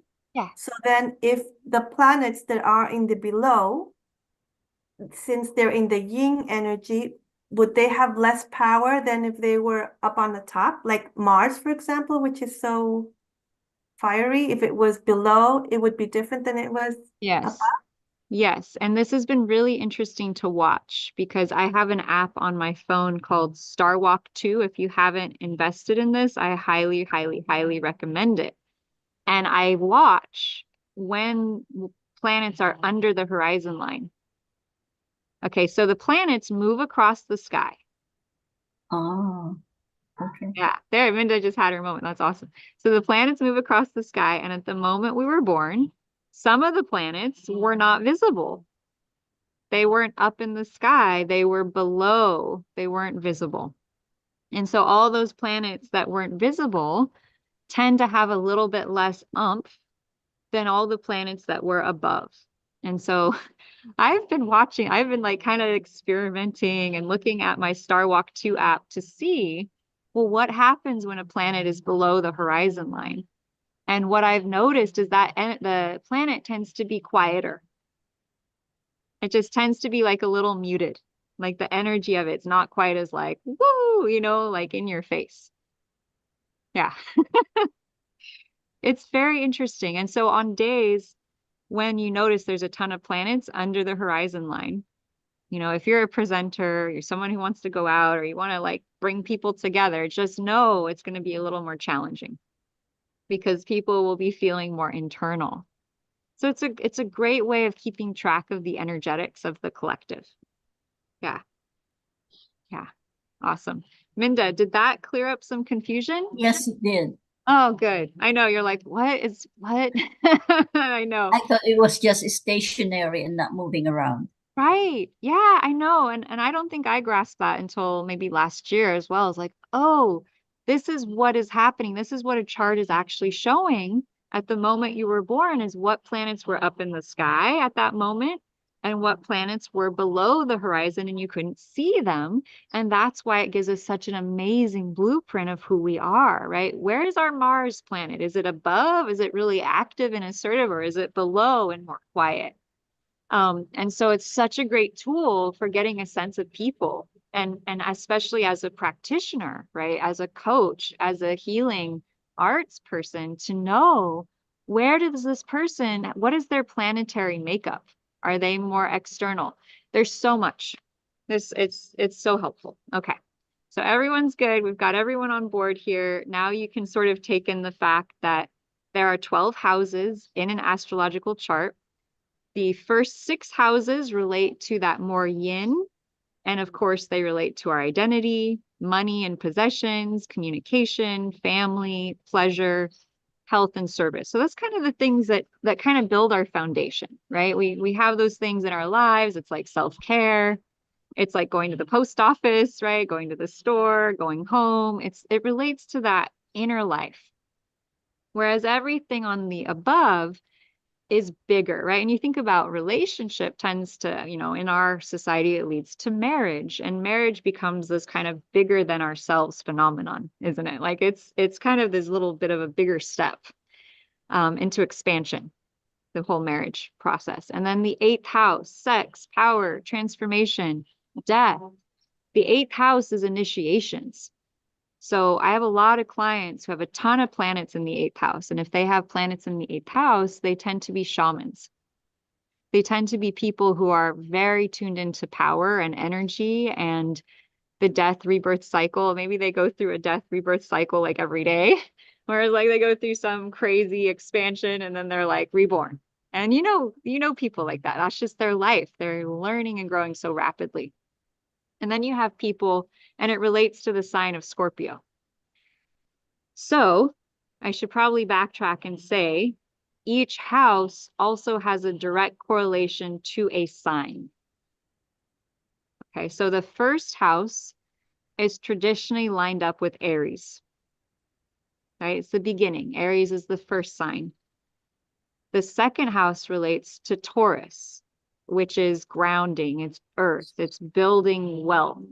So wherever we have Taurus in our chart can relate to money. Wherever we have the planet that rules Taurus, Venus, can relate to money. And so Taurus and Venus, the billionaire planet, that's our money stuff for the chart. Second house, Taurus and Venus, that's all about money, wealth. Okay. Third house, communication, that's Gemini. Gemini is air. It's the rapid flow of communication between you and something else. It's the sharing of knowledge. Okay. Fourth house, Cancer, home, family, parents, security, the mom. 5th house is Leo. Leo energy. Fire, right? Loves to perform. Loves to be childlike. It's the sun, right? 6th house is Virgo. Work, service, health. This is the house of the healer. This is the house of the doctor. This is the house of all health-related things. So, you know, as a health practitioner or a healer, if you're on this call and you want to get more clarity with your clients around their health issues, the 6th house, the sign Virgo, and I'm going to say the asteroid Ceres or Demeter are going to give you a lot of information around health, as well as Ophiuchus, the 13th sign. Wherever Ophiuchus is going to probably reveal a lot. Then 7th house relates to Libra, marriage. 8th house relates to Scorpio. 9th house is Sagittarius, which is travel. 10th house is Capricorn. It's like climbing the mountain to the top of the peak and creating true success. Capricorn, it's that peak of the mountain. 11th house is Aquarius. It's the sharing of your gift with as many people as possible. Aquarius is the world. It's the brothers and sisters of humanity. It's, you know, let's say you have a mission, you have a purpose, you have something big you're here to do. The 11th house will share what that is. That's the house of you affecting a huge number of people. So whatever you have there is going to just like blow your mind in terms of the impact you're going to have. Now, a lot of people I work with who have huge impact, like they're just, that's their destiny, tend to have a lot of planets between the 9th, 10th, and 11th houses because it is the external yang, okay? And it's all about fame and it's all about community. So big, big impact. And then those that aren't, that's not their main focus, right? They need to be encouraged that it's okay to not have to have this huge trajectory. I've had a lot of people who their past life point is all up here and having this big purpose, but their destiny point is down here in the house of home and family.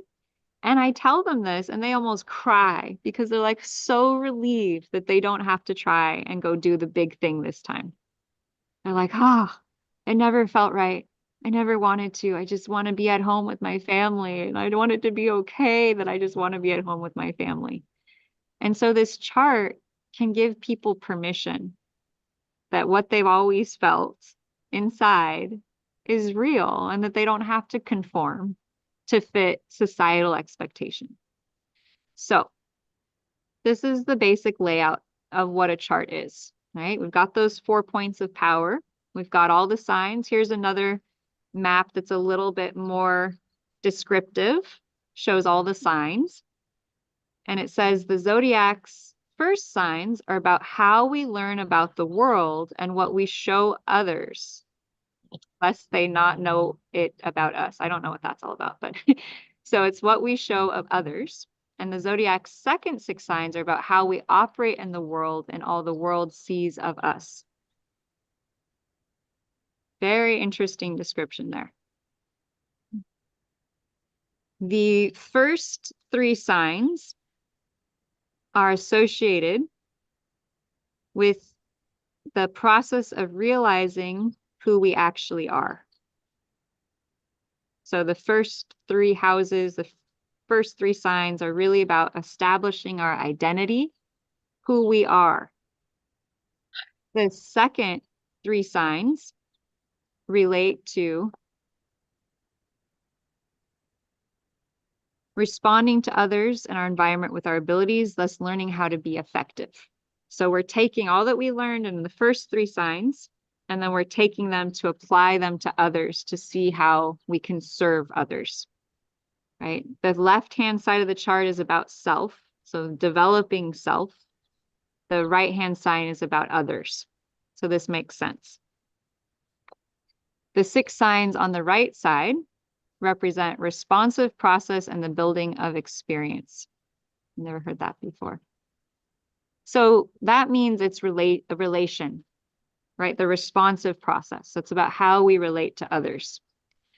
All the signs on the left represent that which we proactively employ in life. So that's individually driven.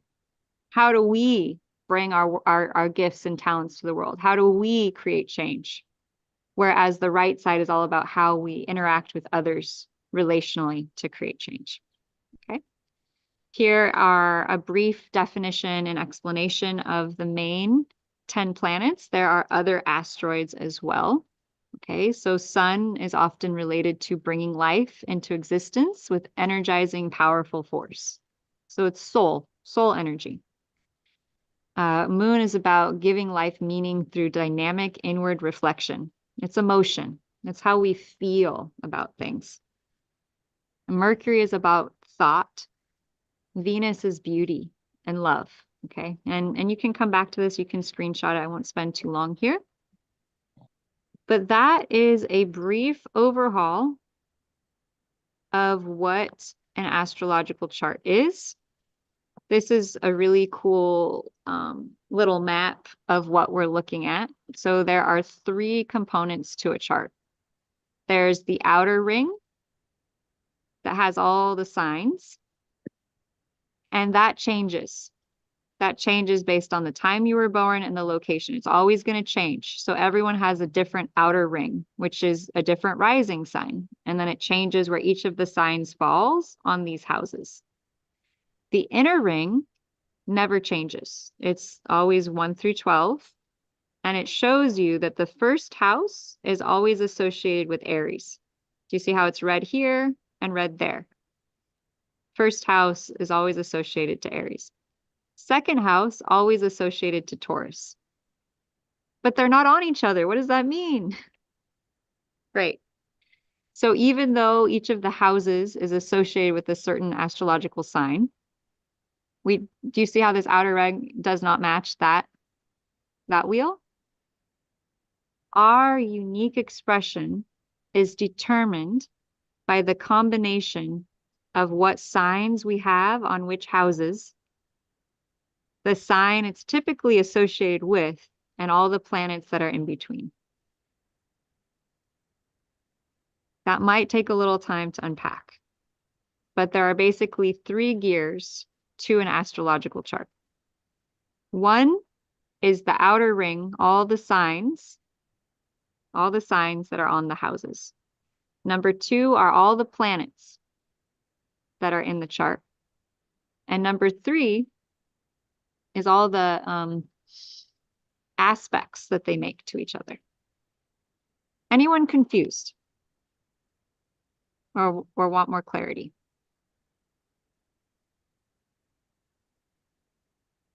Questions?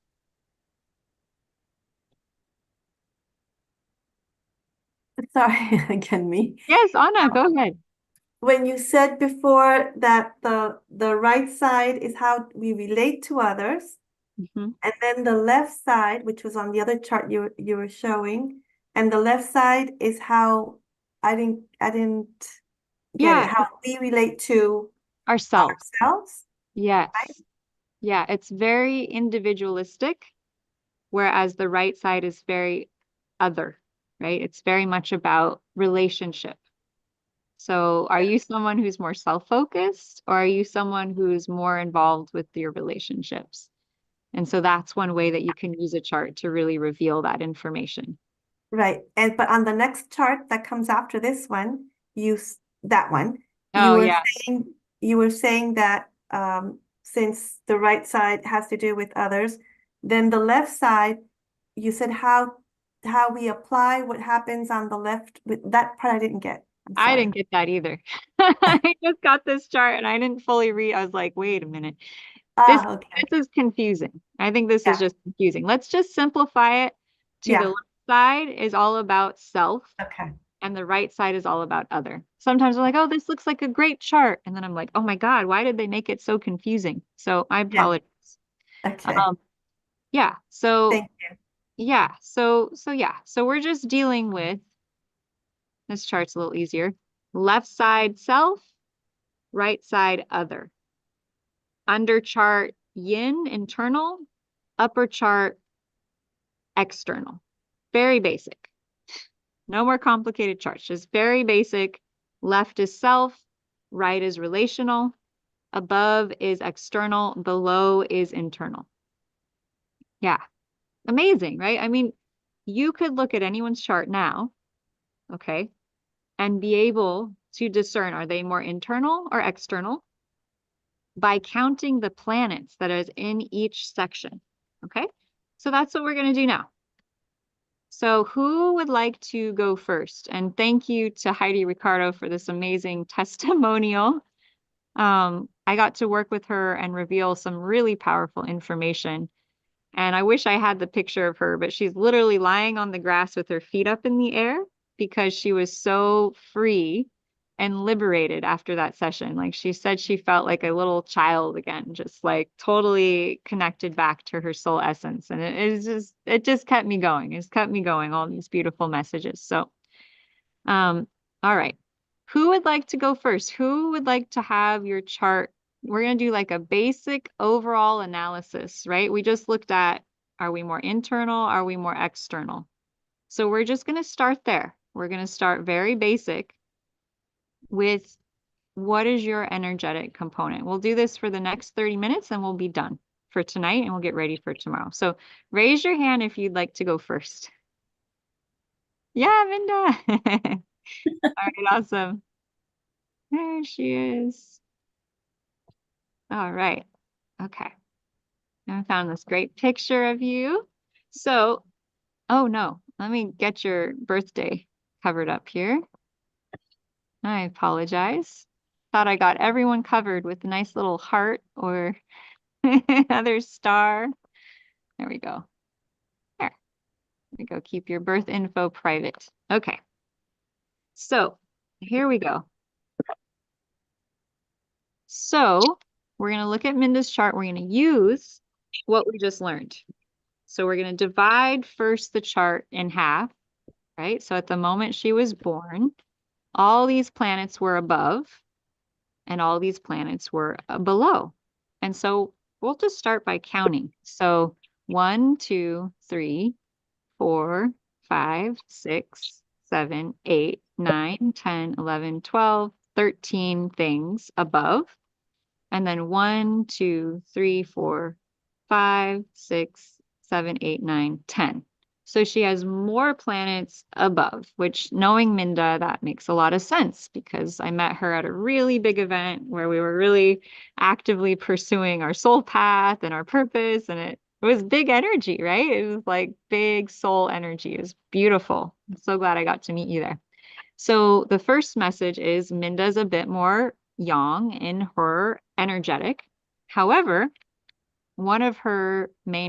several of her main planets are under.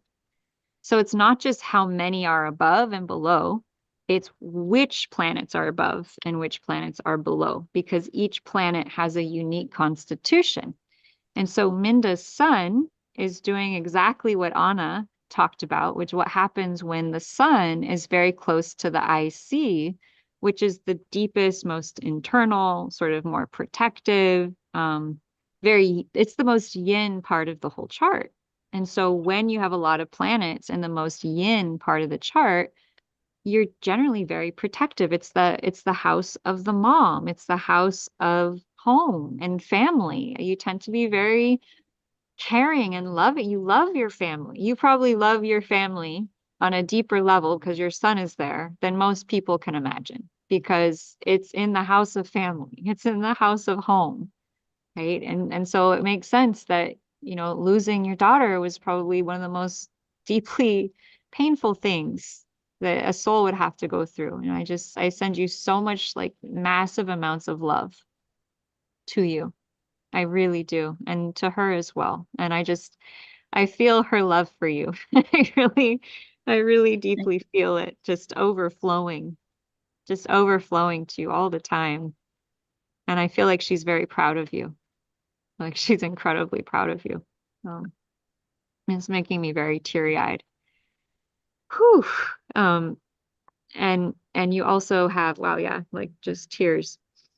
You also have Mercury, which is the planet of communication, conjunct your IC. And so you speak the language of emotion. You connect to people on a very deep emotional level. You don't mince matters, you don't pretend, you don't, cut corners. You come from your heart and your soul. You come from the deepest part of yourself when you speak to people. I mean, Mercury conjunct the IC, that is the deepest part of the chart. It's the most internal. And so to have Mercury there means you speak from like the womb of the mother, I guess is the best way I could put it. I don't know if you've, ever followed Amma, the hugging saint, but you really deeply resonate to the divine mother energy with Mercury there next to the fourth house and with the sun in the fourth house. Whew, you also have your karmic destiny point of the past in the fourth house of the home, which could mean that you have had quite a lot of experiences in the home, being a mom, having a family. And so it's a very deep, almost karmic thing that you've carried and had to go through. And it's been very intense and very strong energy to work through. Which shows me that your destiny point, your future self, what you're moving into, is up here in the house of career, directly opposite this internal house in the outer house of purpose, which is going out there. And your destiny point is conjunct Pluto, exactly. And wow, this is intense. So Pluto is the god of the underworld. It is the god of death. It is the god of intensity and transformation and power. And so with Pluto conjunct your destiny point, it means that one of your teachers has been death. One of your teachers has been loss. One of your teachers has been the initiation of going through this intensity. And that one of your gifts really is to share the emotion because it's in Cancer, which is the mother of what you've been through. And to share this with other moms and to share this with other families who have been deeply hurt and wounded. And so you have the capacity with Pluto, which is the planet of greatest depth, to go there with the families. And it's right near your midheaven, which is your purpose. This is your highest, the star of your Christmas tree. And to go out into the world, this is so interesting because Cancer typically relates to the fourth house. And I'm very emotional right now because Cancer is the deepest emotion. It is the womb of the mother. Whew. And so for you to have your destiny, one of the biggest challenges for you is to go out into the world, right? This is not internal. This is external. This is not to bring the mother energy home and create that nest and that family. It is to take the lessons from home and then to bring them out into the world as your purpose, to share your gifts of emotional healing and depth and transformation with the world, which is exactly what you said that you were working on. Yeah. But I'm just so emotional, Minda, because I'm literally feeling how your star map correlates and you muscle tested your birth time, which is just phenomenal. And so you didn't know your birth time today. And I said, well, please, we can get it muscle tested and you know how to do that. And you did it. And so this chart was crafted based on your own testing, which seems really, really accurate for what you're talking about, which is kind of blowing my mind. And so it speaks to what you've been through being. So Pluto is about taking the challenges and the intensity and the power of what we've gone through. The good, the bad, the ugly, the deep, the freaking intense that we don't know that we're going to get through, that kind of intensity. And then with your destiny point being exactly conjunct it, being able to alchemize. So you have become, through the challenges of your past lives and your karma and the things you had to work through and the pain and the loss, basically an ambassador for other families to heal through emotion and to heal through transformation. This is literally your destiny. It's your destiny point. And I want to acknowledge that Cancer is not an easy energy to go out into the world with. Okay, because Cancer feels very vulnerable, right? The symbol is the crab or the turtle. Okay, so you feel very much like you need to defend and protect what is very vulnerable and soft within. Like you are such an angel at heart. Like you're just so gentle and loving and kind. And this world is not necessarily very designed for that level of love that you hold, that sensitivity, that vulnerability, that feminine essence of the mother, the mom, the caregiver, right? But this is a time to change all of that. This is a time we're changing that scenario. We're changing the narrative. We're creating space and safety for the divine feminine goddess, the mother energy, to come through. And so I really want to acknowledge that this has been challenging for you and that it's okay, that you're not doing anything wrong, that maybe the time it's taken you to bring this out to the world, that it's okay. You've had to protect that which is sacred. But it is an encouragement that you are here to do that. And there's just so much energy coming through for you. Like Thank you. I'm literally seeing, Minda. Have you ever heard of the 8 Immortals? They are Asian ascended masters. And I once tuned into them in an acupuncture college. I'd learned about them and I prayed to them to assist me with my acupuncture session. And what I'm seeing is you bringing through this sort of energy of the 8 Immortals with your work, right? That level of healing is possible. And then we look at your 11th house, which is Jupiter, which is the great teacher, and Leo, which is shining. So as much as your destiny point is to tap into emotion and stay nurtured and protective of that beauty within you, and also assist people's families through their grief and through their initiations, you're also here to be a teacher on a very large scale. Jupiter and Leo in the 11th house, right? The house of the world. And you've got Moon in Virgo, which is the healer, in the first house of identity. So your very identity is this healing energy, right? Your very nurturing emotional energy is healing. It's detailed, it's analytical, it's precise, it's perfect. You're very perfect with your work. And that could be something to be careful with. You don't have to always be so perfect, right?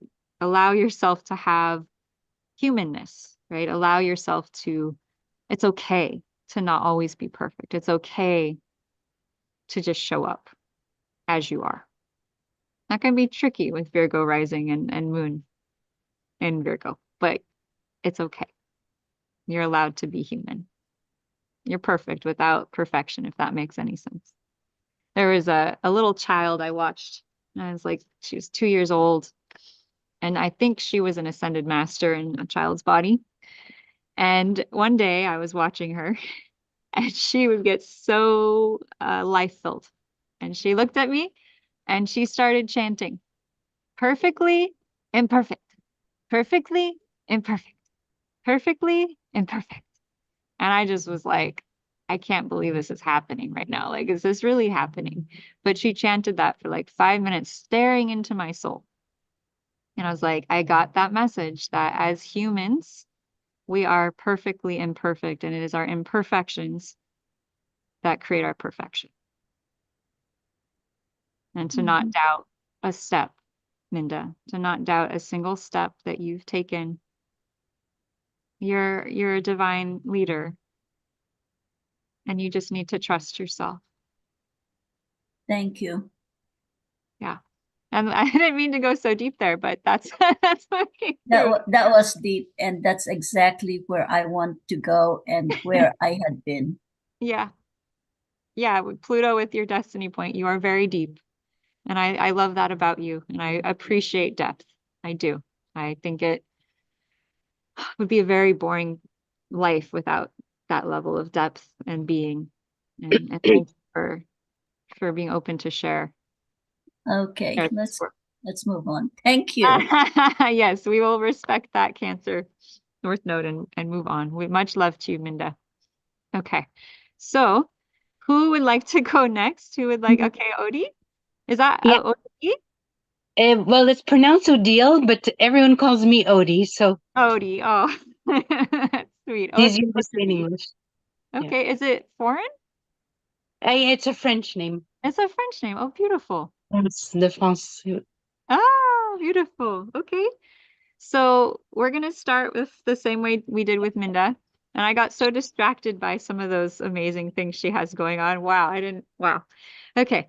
So we are going to do the same thing again. We're going to divide your chart into half. Okay. And we're going to look how many planets above and how many planets below.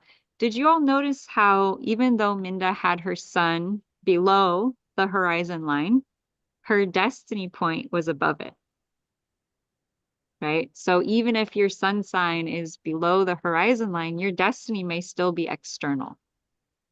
And that's a challenge where you're kind of, I'm internal, I'm private, I don't like to be public, but I'm growing the muscle destiny point of becoming more external. And do you see how powerful this is to know how it can really help us with this inner dichotomy we often have? Do I take action or do I not? Okay.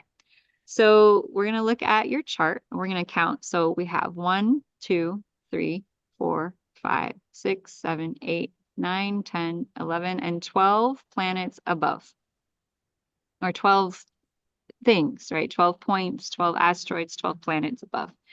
Then below 1, 2, 3, 4, 5, 6, 7, 8, 9, 10, 11, 12. Okay, so you're pretty equally balanced with external expression and internal. You have both. You also have the sun below the horizon, like Minda, but unlike Minda's being down in the most yin, right, which makes her much more private and internal, yours is very close to that line.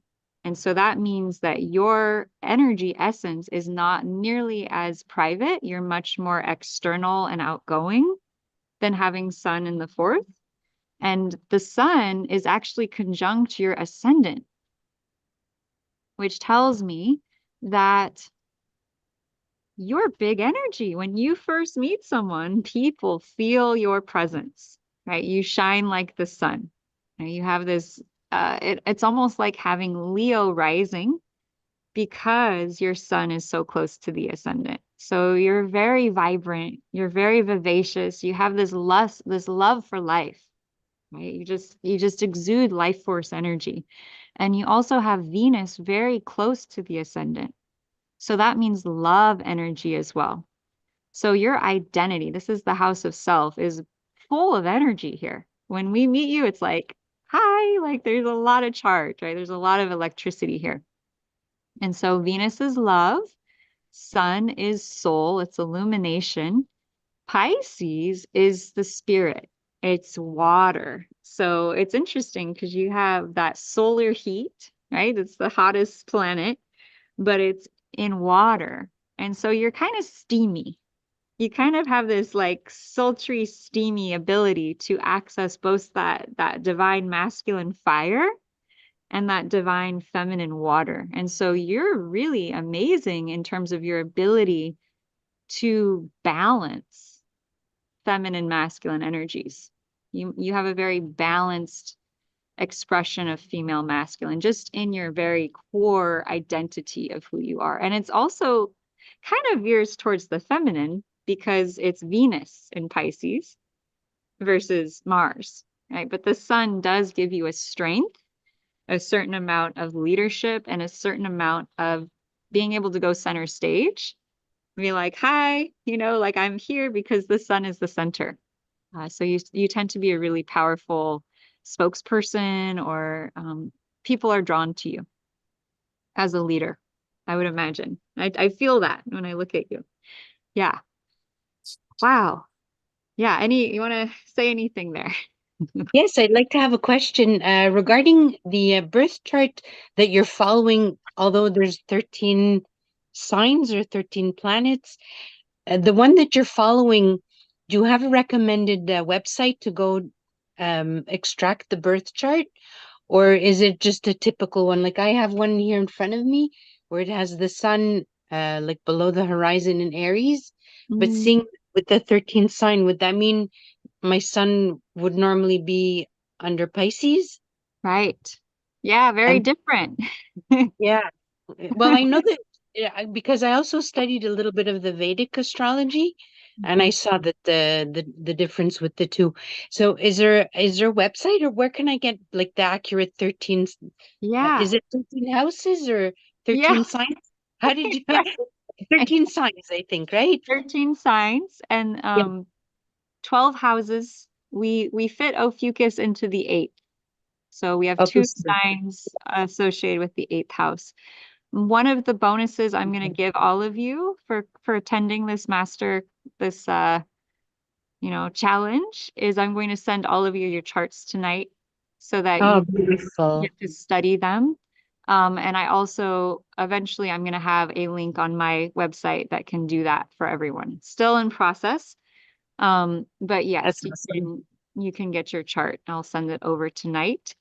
Um, it's amazing, right? This is a very different map, and this map holds power every time I open up someone's chart and I do healing work. When they have their chart open, it's 20,000 times more powerful. Yeah, that's why I wanted to follow with you visually. Yeah. And it's just astounding when I took like just a general 8 hour astrology, just a general, but I've been interested for a very long time to really understand the chart. And it seemed life gets in the way and then you just come back to it.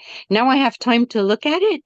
And I was thinking, like, if the moon has a 28-day cycle, how can it fit into 12 signs? It's impossible. Mathematically, it doesn't work. And when you were speaking of this, I was saying, oh, hallelujah. Right. Somebody gets it because of the teacher I questioned, and it was like, well, this is the way it's done, and it's always been this way. But it doesn't make any sense. It's not logical. Right. It doesn't work. Right. He says Right. it's just easier to divide the circle by 360 and every sign is 30 degrees and this, that. I said, okay, but if there's 28 days in each moon, then there's 13. There has to be 13 different. Every moon has its own flavor, let's say. So Yes. there should be 13 signs. Anyway, I Yeah. said, well, class one, I'm not going to argue. I just listened through and I said, I'm not going to pursue because I felt that it wasn't precise. Right. Right. And I And you think, came along. I was saying somebody has to know this. I can't be the only one who's clicked like something's not working here. So I'm yeah. really honored to meet you and to Yeah. follow in your footsteps. I just fascinated. Oh man, I tell you, when I discovered this whole system, I remember just sitting and I cast my own chart after years of having one chart, and I finally got to see mine, and I sat on a bench and I cried Oh because yeah. there were things that changed that I was like, oh my God, this is who I am. Ah, like finally, like I feel it like in my bones, and it was just so empowering. I'm so Yeah. glad you're all here. Yeah, Um, well, that's why so I'm really pleased that we're going to be able to take a look at our chart and maybe have this tool to look maybe other people to understand sometimes how can we resonate with some people and others is more conflictual. oh yeah. Oh It yeah. gives the forgiveness I find is easier when you understand, oh, they're born that way. It is. Let it go. You're not going to change. Yep. It's the way they Yep. are, and that's it, you know? So it's Uh-huh. amazing. Yes, 100%. So let's go ahead and dive in and let's look at the other way for your chart. Okay, so we're going to look at the left hand versus the right hand side. Okay, so 1, 2, 3, 4, 5, 6, 7, 8, 9, 10, 11, 12, 13, 14, 15. So 15. 1, 2, 3, 4, 5, 6. So you, my friend, are someone who is very individually focused, right? You're very devoted to your own path, your own purpose, who you are, as opposed to the focus being on relationships. That doesn't mean you won't have relationships. It just means that in terms of planning your life out, do you focus on, I should do this to be with my partner, or do I follow my own path? You're going to follow your own path because that is where your energy is. I mean, 15 planets on the left-hand side. Okay. Individually focused, So self-focused.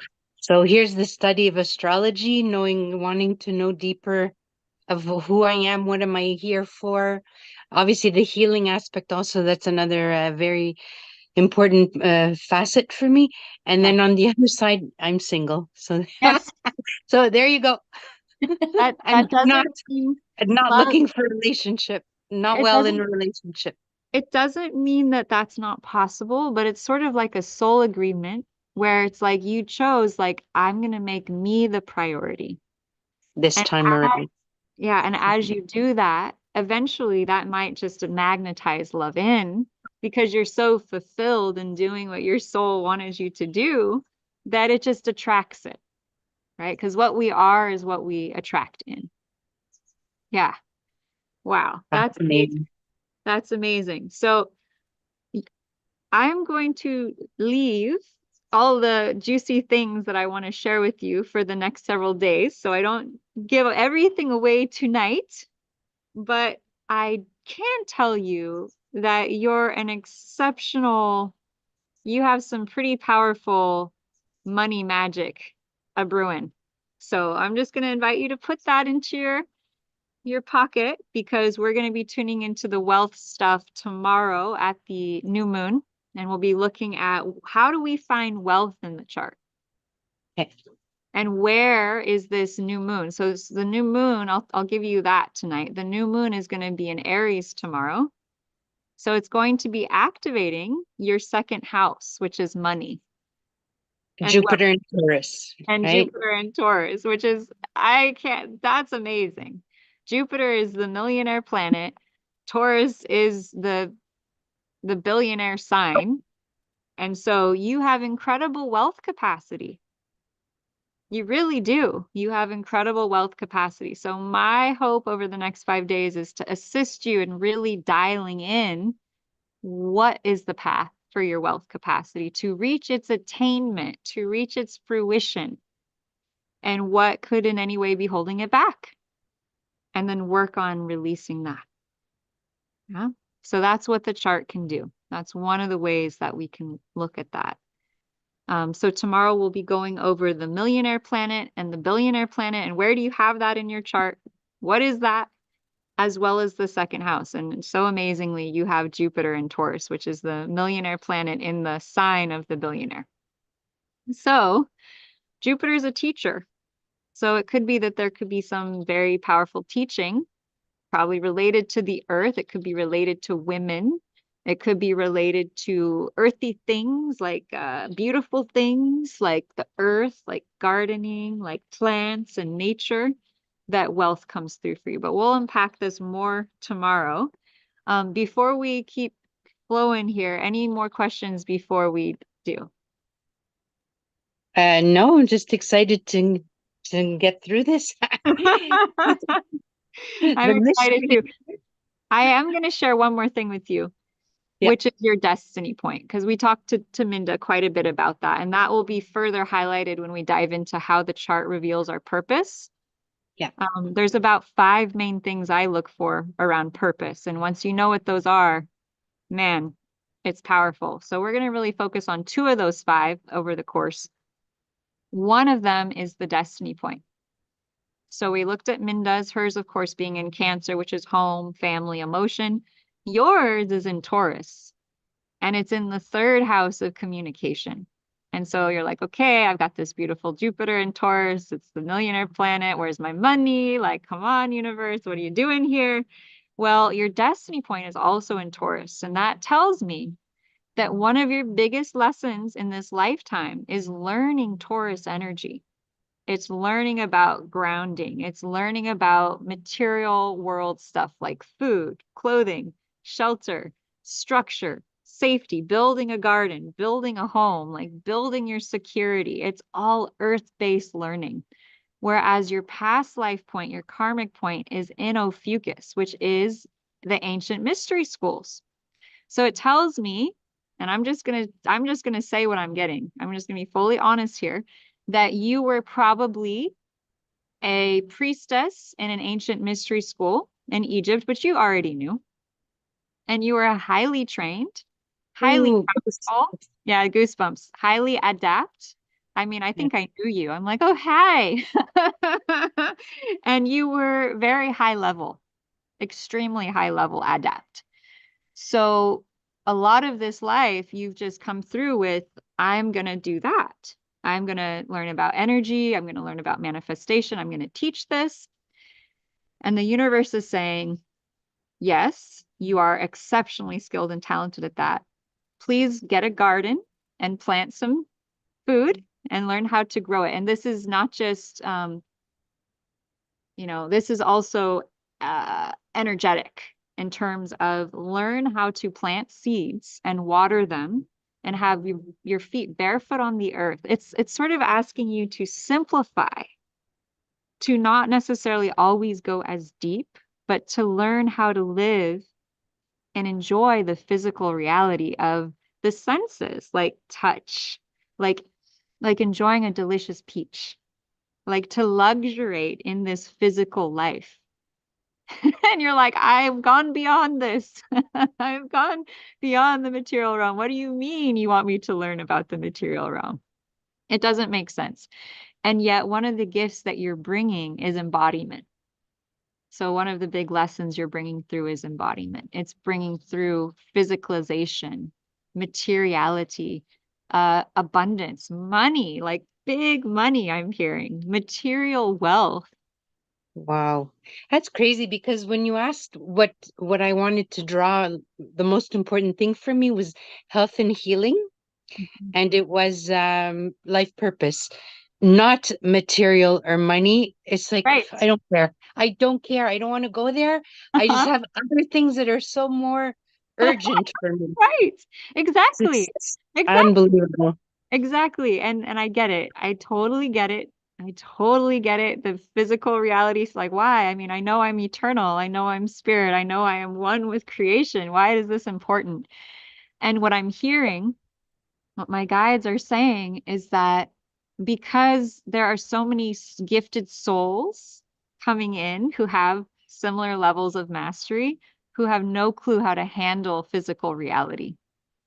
And you're a teacher. And so there's a whole wave of these very spiritually advanced beings who have no clue how to function in material reality.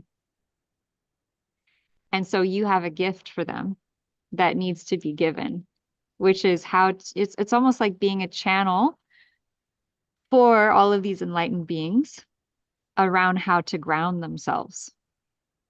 Like you have a gift with this. Like that's just what's coming through. Like you have a gift with how to communicate to people, how to get grounded. Like you'll be able to take spiritual knowledge and earth it, make it material, because there are so many who don't know how to be on this planet.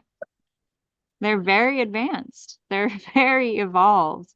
And there's lots of these souls coming through.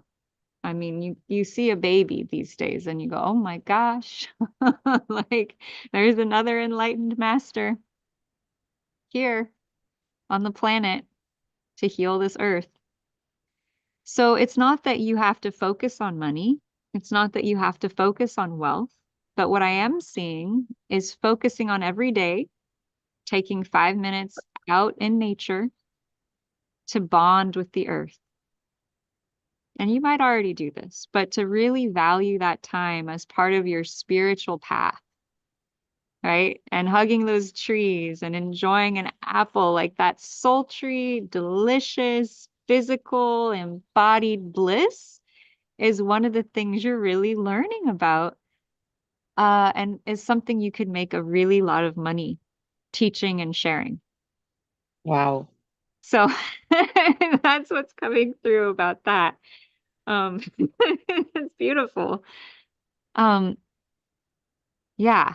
So, what about teaching a workshop for women around body care or self-care around, like beautiful facials, like fruit facials or self-massage, right? How to bring together beauty and nature and grounding with your life work to make money, but to make money because you're here to help others, not because you need it or want it or care, but as a way to show them that it is possible to be love and light and abundance.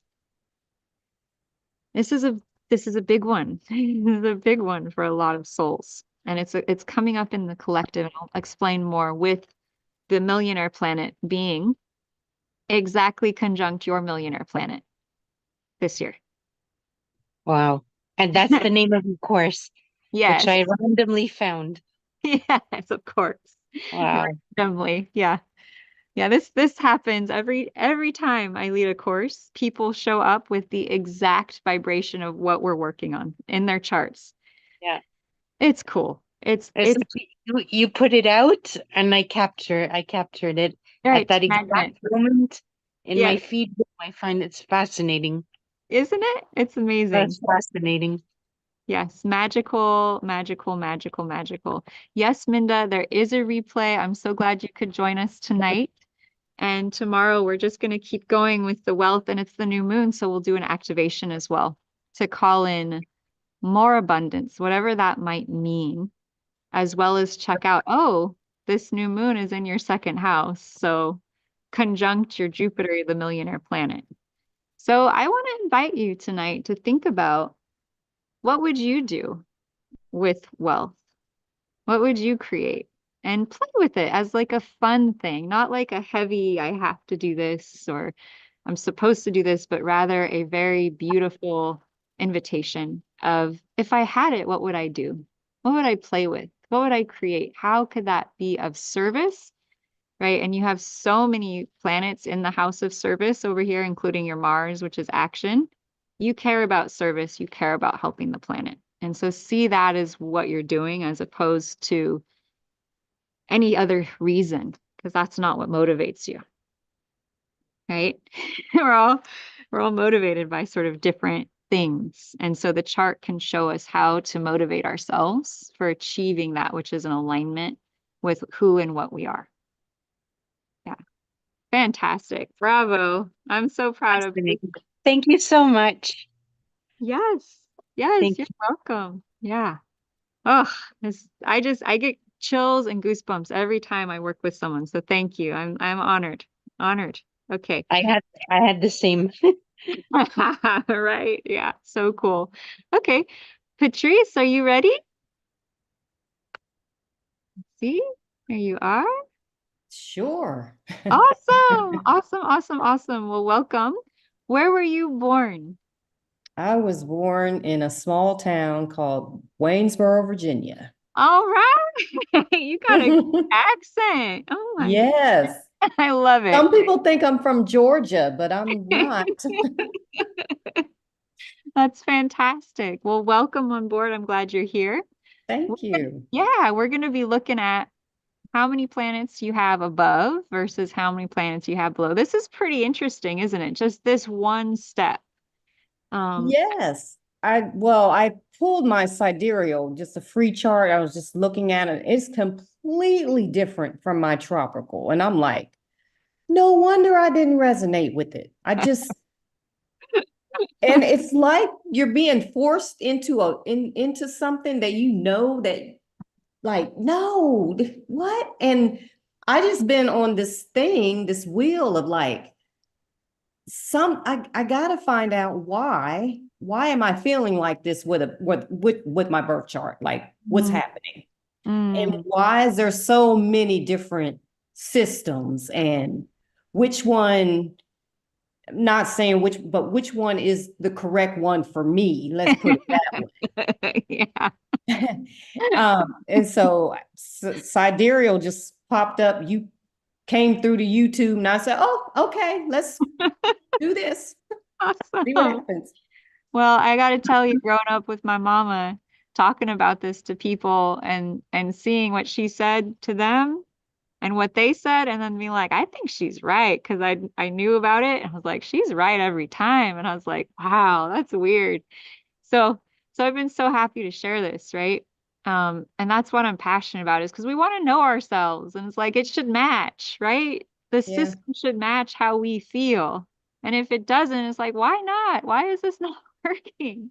So that's beautiful share. So let's dive into this. So are you used to being a Virgo sun sign or a Sagittarius?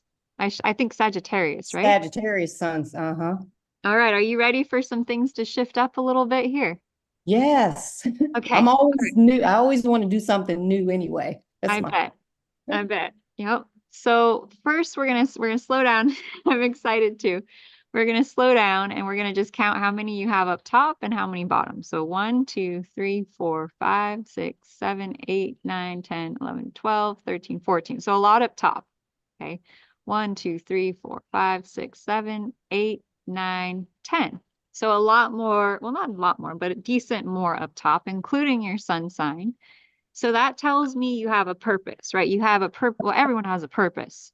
But when you have sun above, okay, it's a very external purpose. Like there is something, there's a community, there's a group that you're here to serve externally than just being at home. Like you're not going to be happy just living a life at home in your community, hometown. Like you want to expand. It's expansive energy. So your sun actually changes signs. Drum roll. I need to get a drum roll. Changes signs and goes back into Scorpio. Goes back into Scorpio, which is depth, intensity. It is power. It is volcanic force. And if you don't express yourself, there may be explosions. If things do not go exactly right, they are going to know about it because Scorpio is power. And there are 3 levels to Scorpio, okay? The most unrefined, worst case scenario with Scorpio is the scorpion. And it scuttles around the ground and it will sting you if you get the in its way, right? It will sting you if you get on its bad side. Now, it can be jealous, it can be possessive, it can be like intense, right? Scorpio is intense. It is life, sex, death, rebirth. It is the shamanic energy. However, as the Scorpio expands and grows into its highest expression, it becomes the eagle. And it can see the big picture. And it can see, how can I put my power to the use of the upliftment of others? How can I serve others to rise up into their highest? And that's that great shamanic teacher who guides people through the sweat lodge or the spiritual, the soul journey, right? What's it called? You spend all night out the vision quest, right? That is the energy of Scorpio, being able to lead others out of the ensnarement of the material world into the energy of the soul. Scorpio sees through the illusion and it sees through people. Scorpio. I call it BS. Yes, that's right. You see through the BS. Like you don't have any issue calling it like you see it. Right? Scorpio is just to the point. You know, you're not going to put up with shenanigans. It's like, I see you, I see this, like, just don't even bother. Don't even bother. And you also have Mercury very close to the sun in Ophiuchus, which is the 13th sign, which tells me that you also probably have a decent amount of ancient, secret, spiritual energy training in your consciousness from, if you believe in past lives, which means that you're drawn to things that are secret. You're drawn to things that are hidden. You are drawn to things that are the occult, right? Things that unlock information. You're like, I know there is more and I will find it. You cannot keep me hidden. I will find it, because Ophiuchus loves to dig and find the truth. It is the truth. Okay, it is the truth. You already know the truth. So if something doesn't match it, you're going to find it. You're going to, like you found me, like you found this information. Ophiuchus will find the truth because it's already been trained in it. Do you see? So you already have the information. You're just like, does this line up with what I already know? That's kind of the gauge that you already have. And Mercury is the mind. So you may have a certain power or ability with your speaking. And it's in the 12th house, which is the house of the womb, the spiritual. It's the divine ocean. Whew. So you might be able to access like other states of consciousness through your communication. You might be able to lead people through your words into very deep places. You know, lead them on journeys, guide them. You also might find that sometimes your own thoughts stay hidden from you because they're so deep. Mm-hmm. And you're like, okay, got to get the barrel in the bucket and go down there and see what's happening. Because this is also the house of the subconscious. So things like shamanism, things like hypnosis become avenues for you where you have talent. It's the Piscean house. So Pisces is water, it's intuition, it's flow, it's feminine energy. So you may communicate on more than just mental, logical levels very well.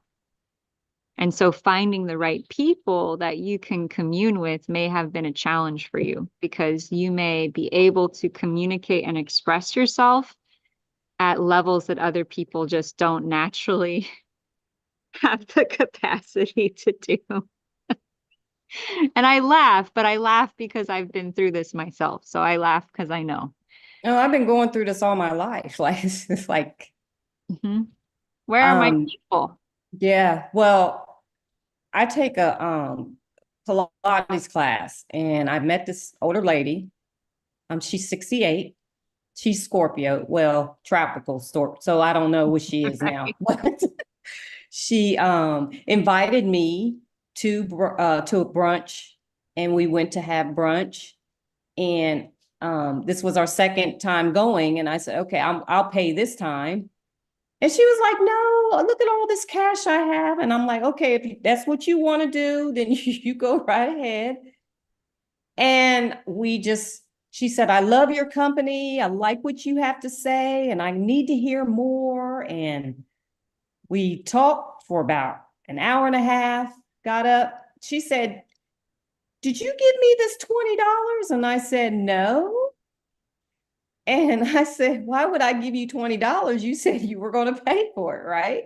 And she said, oh, okay. She put it to the side and she paid for the meal. And then she gave me the $20. And then I said to myself, is this what I'm supposed to be doing? I don't know. It just came out of nowhere.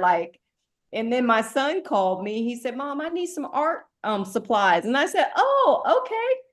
Okay, I'll buy it. I had the $20, so paid for it. So that little bit that I knew, and just in conversation, I mean, that's where my wealth came from, my riches. And I was like, oh, well, wouldn't this be cool if I could just go out with women and have conversation instead of having I like Zoom, but I like to be in front of you, really so I can really get into the depths of things. But that's right. You want to get into the depths. That's right.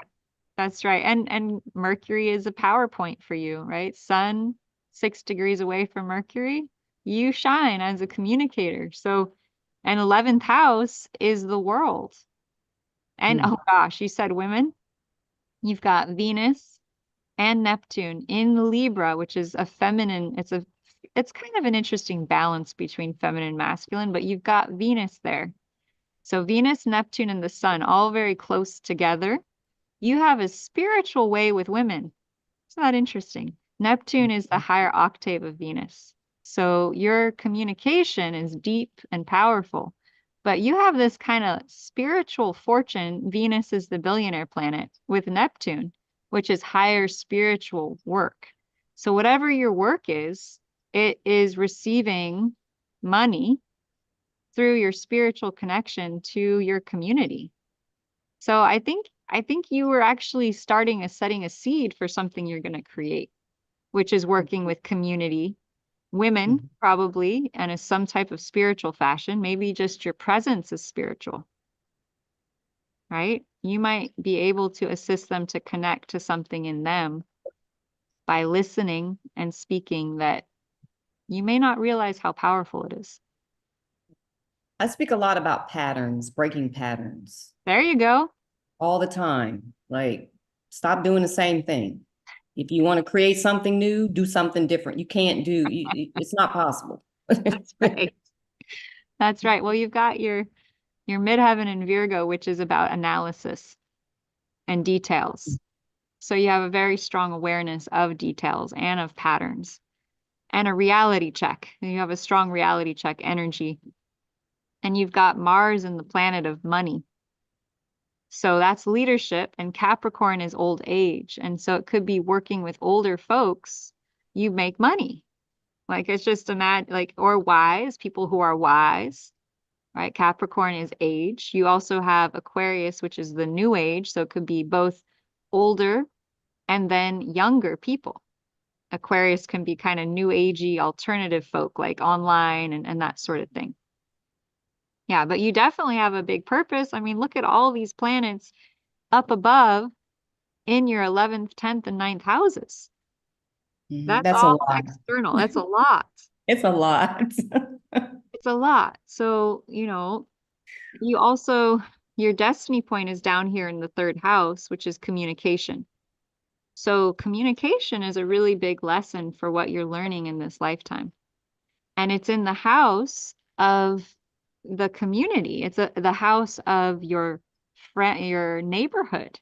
So those people that you go to work with, you go to school with, you go to the store with, that's the people who really need to hear from you. Aquarius is the new age. So you're bringing them new age information to assist them. It's very mental, it's very cerebral, it's logical, it's rational.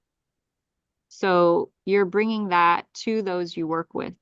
And it's part of your lesson in destiny is bringing that awareness out to your community. Yeah. Yeah, that makes sense, huh? Yes. What time is it? What time is it in Canada? 11.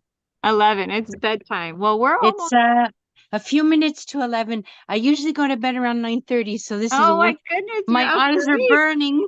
You're up late. Me too. Yes. Well, thank Is you. everyone on Eastern time? No, I Oh, it's here's 11 also here. 11. It's 11 here. 11 at Yeah, night. Scorpios like the nightlife. yeah. A sun sign in Aries, I think, likes the sunshine. I'm early bird, but Well, can we start an hour earlier maybe tomorrow if we're all on Eastern? Is it good for you? I'm actually on the West Coast. So Okay. tomorrow, I think there may be a lot more people joining us. So I want to stick to the same time, but depending on how everyone feels, we can tune into that. But really love and appreciate your presence and look I forward appreciate to all of you. Thank you so much. tomorrow. You're welcome. Have a great night. Have a good night. I'll see you girls tomorrow. Night. Good night. Good night. Woo! Awesome. Awesome. Okay. So yes, we have a lot to cover. I will tell you that this new moon that we're going to be having tomorrow is going to be it's going to be in your 5th house of romance and fun and children.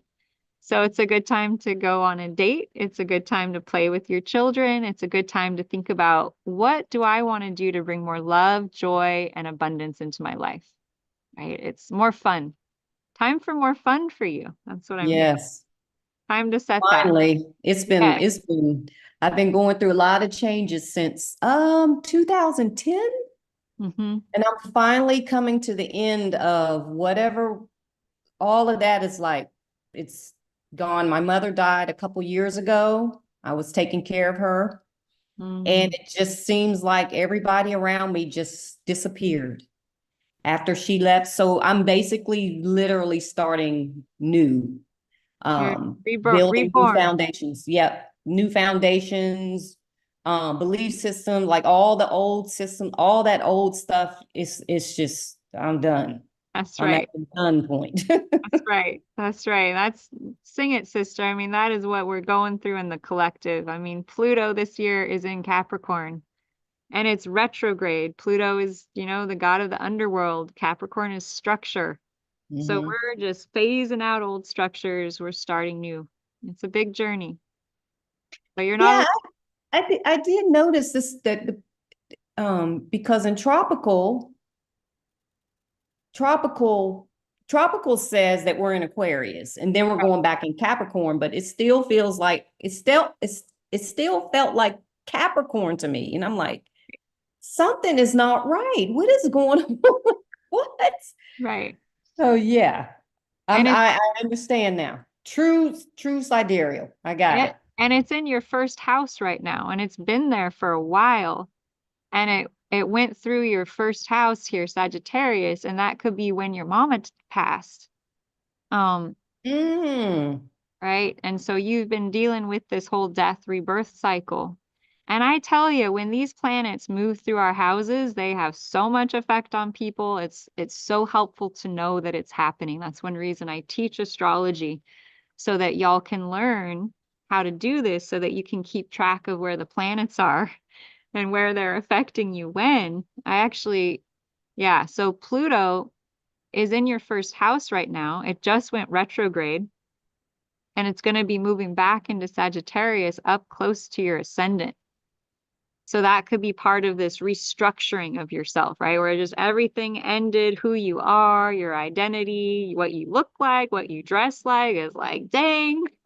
Oh, I know. See my gray hair there? Look. Yeah, right. So you've been getting to know Pluto, and the good news is that he's clearing out your foundation of who you are so that you can be more you. So that what's going to come through now is just going to be the essentials, right? It's peeling off all the non-essential stuff that wasn't you, that didn't serve you, that wasn't yours, so that you can open up to your true potential, who you really are and who you're really here to be, right? So you're doing a great job. I'm glad you're here. This is a good place to sort of start fresh. And thank you, Lotus. Yes, I'm enjoying this. Yeah, it's a lot of information, but I'll get it. Yep. And it's being recorded, it's being broadcast, so y'all can just go and watch it whenever you want to. And I feel like I've entered the new age tonight, being able to share these events live across the planet, because I think I really jive with free information. I really jive with our ability to share knowledge across the planet with each other. I think that's brilliant. That's energy philanthropy. Yes, energy philanthropy. That's a good one. That's a good one. Where we also receive abundance and wealth and prosperity. There's a free flow of sharing and receiving, so that we can maintain and support our structures, right? Our bodies, our minds, our food intake, it's creating that balanced ecosystem. Yes. Really, for all. I think that's the vision, at least that I have. But awesome, Patrice. So we will get ready for day 2, where we're going to look at where your millionaire planet is, where your billionaire planet is, and a little deeper dive into how this sun, moon, new moon is going, what energy. I mean, you have tonight to think about how it's going to be in your 5th house. So that's powerful. And it's interesting, you have a lot of Taurus in the 5th house. So wherever you have Taurus in the chart is somewhere that you might be able to make money. It's a money-making energy, right? And so it's the house of romance. It's the house of children, creativity. It's interesting because my ex-husband is a Taurus, but in tropical. I don't like. I'm getting confused anyway. I'm looking at the tropical now, but the guy that I'm seeing now, he's also a Taurus, which is probably not. Yeah, and they're a day apart. Oh, interesting. And they're like totally opposite. Yeah. So it's kind of interesting that that this is happening in my family. I'm not surprised. I'm not surprised. Love on the horizon with this new moon. There might be some kind of seed of love expansion for you, which is romantic, to say the least. All right, my beautiful friend. Thank you so much. Let's get your chart read, and we'll get ready for tomorrow. Tomorrow's going to be about money and wealth and abundance, and how the chart can reveal that information. Oh dear, Anna, I think I need to create your chart. If you want, since it's late, if you want, you can read mine tomorrow. If it's not, Well, I don't want to. I sent you my birth date, but I don't know. Do you want me to give it to you? I have it, It just was the one that I missed. So please forgive me. No, don't worry. And tomorrow we'll break it out as we tap into this. Yeah, you can that way I know what we're gonna do, how to relate it, like the chart with tomorrow's. Yeah, I will send you your chart tonight. Okay. So Yeah. To the email? Yeah, I will send it to you. I'm going to send all your charts that were here live so you can like look at it and get any questions together. And this is powerful. Whenever I lead new moon events, you know, when we come together, we activate energy, right? So we amplify each other. So whatever your intention is, really tune into that tonight, get into your heart. What is it you want to birth? What is it you want to bring through over the next 2 weeks to the full moon? Because you may well create it. I've had a lot of students who have manifested what it is they set their intention to at these classes. So just a shout out to you to set those intentions now so you'll be ready. And then tomorrow we'll meet at 5 p.m. as usual, and we'll tune in to see who comes and how timing is. If everyone wants to, we can push it back an hour earlier, totally fine.